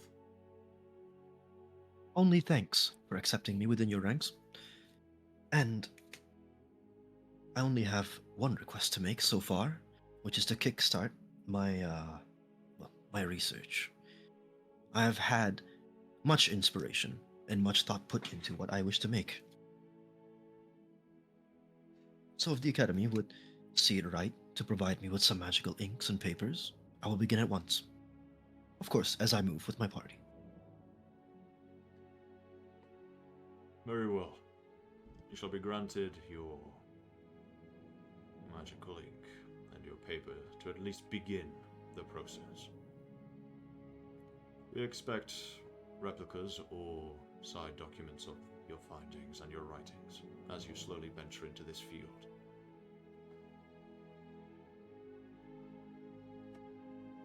Perhaps a monthly update should suffice, or, if pivotal, upon a new milestone of an encounter. Gladly. Shall I mail them? Through the familiar. Understood, sir. Then welcome to Gloomwick Academy. He'll The give them doors like a behind short you- bow of thanks again. The doors behind you open. The two prisms of glass that were like glowing behind you fit back into their sockets as they dim. Farewell, Eldrith. And we look forward to hearing from your research. Thank you, Cornelius, or I suppose I should be calling you Headmaster now. He nods in accordance to the formality. And I will leave. Very well. Yippee! In the He's done it. He's done it! He's done it! Hey! Let's go. I'll put the pin into the archive for alchemy for you as to what it does in terms of the familiar and how that works, as well as like Thank just you. the general things that it can do. Dude, the film familiar is Let's go. exciting. We can get a grunt. We can get money. Indeed, he will be funded up to a certain extent of his research in a temporary manner, and maybe possibly more or less depending on his findings. The rest of you, for that entire council thing, the rest of you obviously had access to the rest of the academy and the university. So what did you guys do in the meantime whilst he was taking his hearing? Searching those wisp wardens, maybe. Yeah, I would be looking in the library for any section on anything related to that. Anything? Guess I'll just following Celwydd. sit outside. Yeah, just be No following side of your Celwydd, armor's doing crossed. like doing what she's leading. Okay, sure. You get pointed towards a couple of books after you like look for ages in this humongous library that seems impossibly long, with these moving staircases that lift up and down into the different floors, and books that seem to fly around using their spines as wings, and that eventually kind of fit themselves back into different shelvings. Eventually, struggling to find anything, you ask for some assistance. And yeah, you're kind of guided towards a side of the library which talks about history. And you can find plenty of books here. Is there any questions directly that you have in your mind that you'd like kind of answers to that perhaps these books could grant you with? Is there anything that you're looking for in particular, I guess is what I'm asking for. Well, a good place to start would be what the fuck is a wisp ward? Sure. You would learn, Like, yeah, she doesn't really know. Celwydd would learn that a Wisp Warden is not bound to someone's race, it's not bound to someone's being, it is a lineage. It is something that, currently, at least within the tomes that you have, is an inexplicable appearance, but it has been part of Equin for centuries. It is a lineage that is gifted to someone, or someone is currently born with it, and it is genetical, so it does pass down from generation to generation. As to where it came from initially is completely a mystery, as if it was a gift or it passed on to someone, but slowly over the course of time, it has spread across the different parts of Equin, so they're not actually part of any one particular continent either. Wisp Wardens are people that are capable of communing between the material plane and the ethereal plane. Any record of who the first recorded one was, or anything like that, or is it just kind of up in the air? The trees that you can like date back to lead into like thousands of different forks of recorded Wisp Wardens. You seem to notice that there is a depth of history to Wisp Wardens from centuries and centuries and centuries, even before the Sundering they existed. So it would be hard to find a first person. Some of the most recent ones have been a child called Gwyn, as his family got killed and he got hung, but he still lived on and he became part of a circus. However, in this book it is said that he's perceived to be dead after the Ivory March in Visalia. One of the other options that opens up is an encounter with another Wisp Warden that occurred during the adventures of a group called the Outsiders. It is said that perhaps one of the Wisp Wardens may yet reside within the halls of King Dorian's castle. Yes. Although some people say that might be also true. Some people say that the soul of that Wisp Warden was embedded into a painting. Some say that would be impossible. Yep. So those are currently the records that are left in terms of like who are currently big known figures of Wisp Wardens. You would also notice that they have slowly dwindled and they are very, very rare to come across. Yeah. Is there any mention of their appearance relating to what's happening to me, or just what happens to them in general? Yes, one of the, Yeah. I suppose, kind of branches that especially staved off from Gwyn, the child's particularly, is something called Wisprot, which is what happens, or it's dubbed Wisprot, which is what happens to Wisp Wardens over the course of their time. No one, at least on this book, because it's not written by a Wisp Warden, they're not entirely sure how it functions, but what you do find is that Wisprot occurs to Wisp Wardens over the course of their lives, and sometimes it's extreme, sometimes it doesn't appear until much later. But slowly their bodies become turning into wisps themselves and become slowly turning into part of the ethereal plane permanently. There are theories here that are written by several professors that believe that this is an occurrence of a Wisp Warden not doing their job.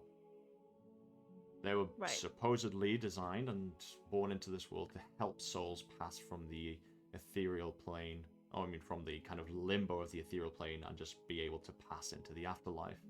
And they're almost like guidances. They are people that were meant to guide the souls from one end to the other. And normally if a Wisp Warden has not been doing that, then the Wisprot slowly consumes their humanity. And that's one of the main theories that is believed to be done. Okay. While I'm reading all this, I'm gonna pull one of my gloves off and just check on my hand. Maybe you've lost like another centimeter or two. Oh boy. Okay.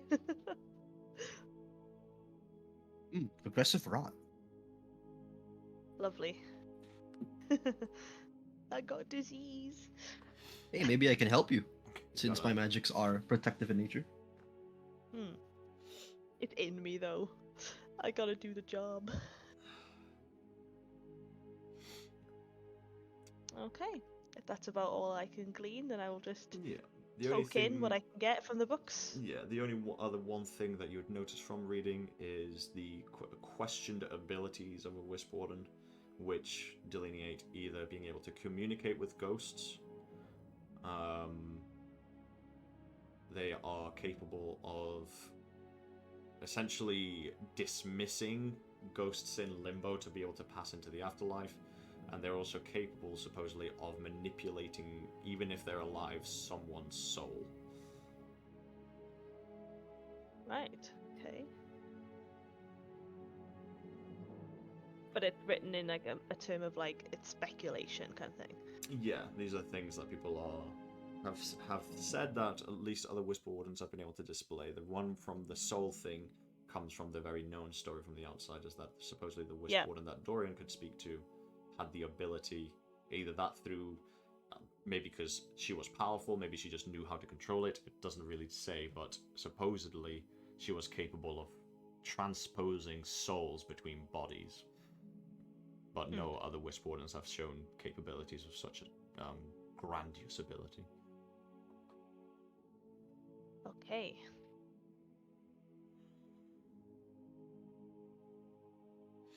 Okay, so that's what you could be doing during those minutes of downtime, researching. Anything else? Whilst we're here for everyone. What are you doing, Ambrose? You just pouting. Yeah, I've been sort of leaning against the wall outside the library, just folded arms, tapping my foot, looking around. While I've been here, I guess I could keep an eye out. Do I see, what was his name, Igni? Igni The was student that was I, the kid, yeah. I still have his pin badge, don't I? Or did I give it back? You gave it back to him so that he didn't blow up, I think. Yeah, that's. You went to find him again, I think, because you felt guilty. And you slipped it back into his pocket, I'm pretty sure. Yes. You see plenty of students come like back and forth during like the maybe 30 minutes, 40 minutes that the hearing occurs over and stuff like that, but Igni is nowhere to be seen. You do remember that you did inspire him to maybe go to somewhere a bit more religious to see if he could find more into his divine arts, maybe even recommended a pilgrimage. Oh, that is true. So That's true. perhaps he's taking on that idea. Oh no, he's turned into one of the cult members. Maybe he's one of the good ones. Maybe it's nothing to do with Solon at all, to be fair. No, well, it's just Um, divine magic in general, isn't it? In that case, yeah, I'm just standing around whistling, getting really like huffy, like So. just stupid rules anyway. And just sort of occasionally glances at the door to the library as if he's considering it. Will that explode? Actually, yeah, as a passerby, maybe wanders in. Excuse me, you there, boy. Yeah. Do you know what happens if someone is banned from the library and steps foot inside? Oh, they just can't come in. Is that it? Yeah. They don't explode. No, of course they don't. It wouldn't be very hygienic, would it? Well, no, but I heard that people leaving with books may suffer that fate, so I figured it might be the same ruling. Oh, that's what they tell the first years. I've never seen it happen. What, so nobody explodes if they steal a book? I mean, they might do, but I've never seen it happen. I'm just pretty sure that it's the thing they tell first years to not do anything stupid. I am determined to settle this bet. Oh well. This is where, when you leave, we see someone explode because they forgot their fucking badge. Should No, I shouldn't. No, Do I not! shouldn't.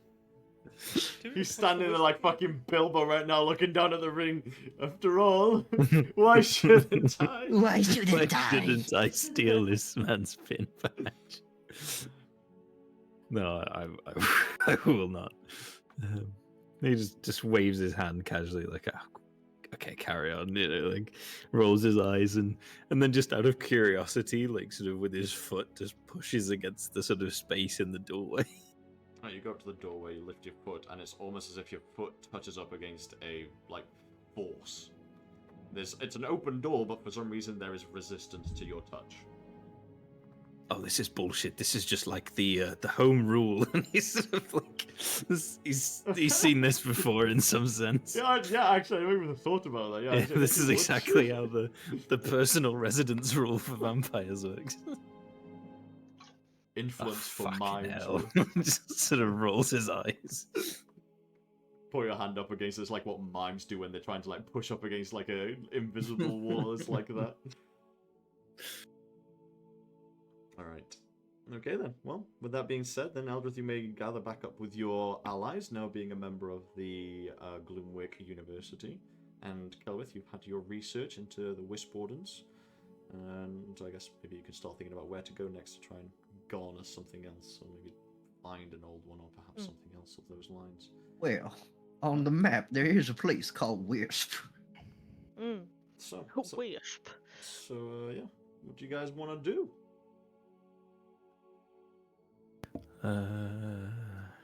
I best get to studying. I Well, best get to making.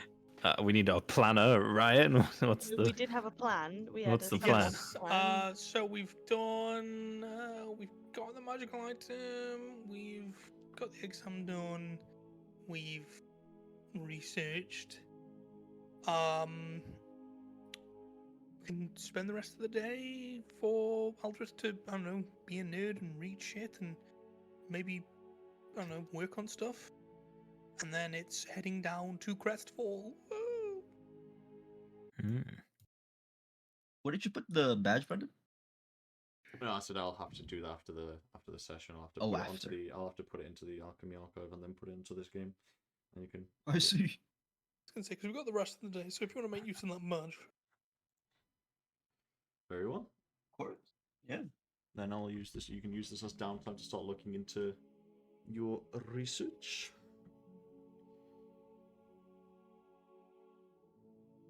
Very well. And the rest of the day he only researches like a big nerd, and then yeah, it'll be off to Crestfall. Then you guys spend the remaining of this day doing whatever you want within the city of Frontier. Downtime, singing, shopping, just relaxing, enjoying some peace and quiet, maybe going to the Prancing Doe and enjoying a cold one with the boys, whatever it may be. It's entirely up to all of you. So, I'm yeah. still just on the lookout for those two things. That's it. Okay, yeah. You can roll me. I mean, you're probably not going to find. You can assume that you're probably not going to find Baron's wolf here in the middle of a city. True. But you never But you know. look around for the Always be bird as watching. well with an 18 and the wolf. You do not see the wolf and you do not see the bird, at least within this city. But you do remember that even when Pierce was being hypersensitive about it, he couldn't spot it in the city either. Then Hjarlgron will do nothing. He will exist. Yep. You guys just enjoy whatever it is that you do for the rest of this day. And may deduct a silver for your costs of living as you guys rest at the Prancing Doe. No, I don't even say from in here. And yeah, after chilling at the Prancing Doe and taking a silver away, you guys begin your journey on the next day. So I'll move the calendar to the 6th. Tabriel. We're on the 10th now, my guy. Oh no, of course you had 10 days, so now we're on the 11th of Tabriel. No, now we're on the 10th. You got here on the 10th day, right? Because you're on the 5th. No, because we set out so 5th, and then Yeah, 6th, 1, 7th, 2, 3, 8th, 4, 5. and then 9th is 10th. So the 9th would be the 5th day. Because you set off on the 5th, so then, and then it's 5 Set on days the travel 5th, from the 5th, so surely that's you one. get here at the 10th. And then 6, 7, 8. Oh yeah, you're right. Fuck. So it's the 10th, and now Damn. it's the next day, so it's the Ooh. 11th. My counting is doo-doo. So now we're on the 11th day at Frontier, and you guys begin your journey towards Crestfall. Oh Hell God, yeah. I forgot to ask them, the other professors, if they knew anything about her magic. Okay, Ooh. that's fine. During mean- during that day of downtime that you had, that's fine. We can do that as well. I'll send you what they would have said to you when you went to speak to them. Yeah. So yeah, now if we go to the overworld, where's your overworld token? There it is. As you guys arrived here at Frontier, spent your day here, and on the morning of the 11th, you guys set on your journey towards Crestfall, which is 1, 2, 3, 4, 5, 6, 7, 8, 9, 10, 11 days away. 11. Okay, 11. so So For that now- takes to the 22nd, maybe. for now we shall leave it there. As you guys, next session we'll pick up from you guys doing your journey towards Crestfall. See if we have any interesting encounters on the road. And eventually arrive at Crestfall as the day of Glint slowly approaches. With our group now, the Morning Stars, with their ensemble setting forward their appearance and their name, becoming people who are recognized across Kelmont perhaps. Now we make our way towards Crestfall for the day of Glint. So, that's where we'll leave it for today. Hell yeah. That was amazing. That was so great. We loved him. Great times ahead. I'm so looking forward to the next, 3-4 sessions. It's gonna be so Brendan, good. did you ever find that thing that you made for making your own spells page? Oh, I started making, in the same way that I've done the Awakeners thing, I've now started Yeah. to set it up as an actual thing on Alchemy, like a table, so I can actually, Okay. make that a public thing as well. For 'Cause, how much it costs and how much downtime and how much time it's going to take and how much Okay. ink and paper. So now once we start, what we can do is you'll obviously, because you're making your spell, so we'll start from the 0 and then you can create a tracker and keep track of how much funding you're putting into it and how many hours are passing for you to slowly add on to creating the spell. Of course. Sounds good. Yep, and to be honest, the next 3 sessions from here are going to be pretty crazy. We've got some exciting side quests, well, I hope exciting side quests that I've got ready at the bounty board for Crestfall, so that you guys can have some little side adventures before the day of Glint. And then, the almighty day of Glint. I'm so excited. Not that anything crazy is going to happen, it's just a day of celebration, so it doesn't really matter, but anyway. True. Day of C4. Day of C4. Nothing's going to happen. Alright, well, until next week, I hope you all have a wonderful long rest. Bye. Thank you very much.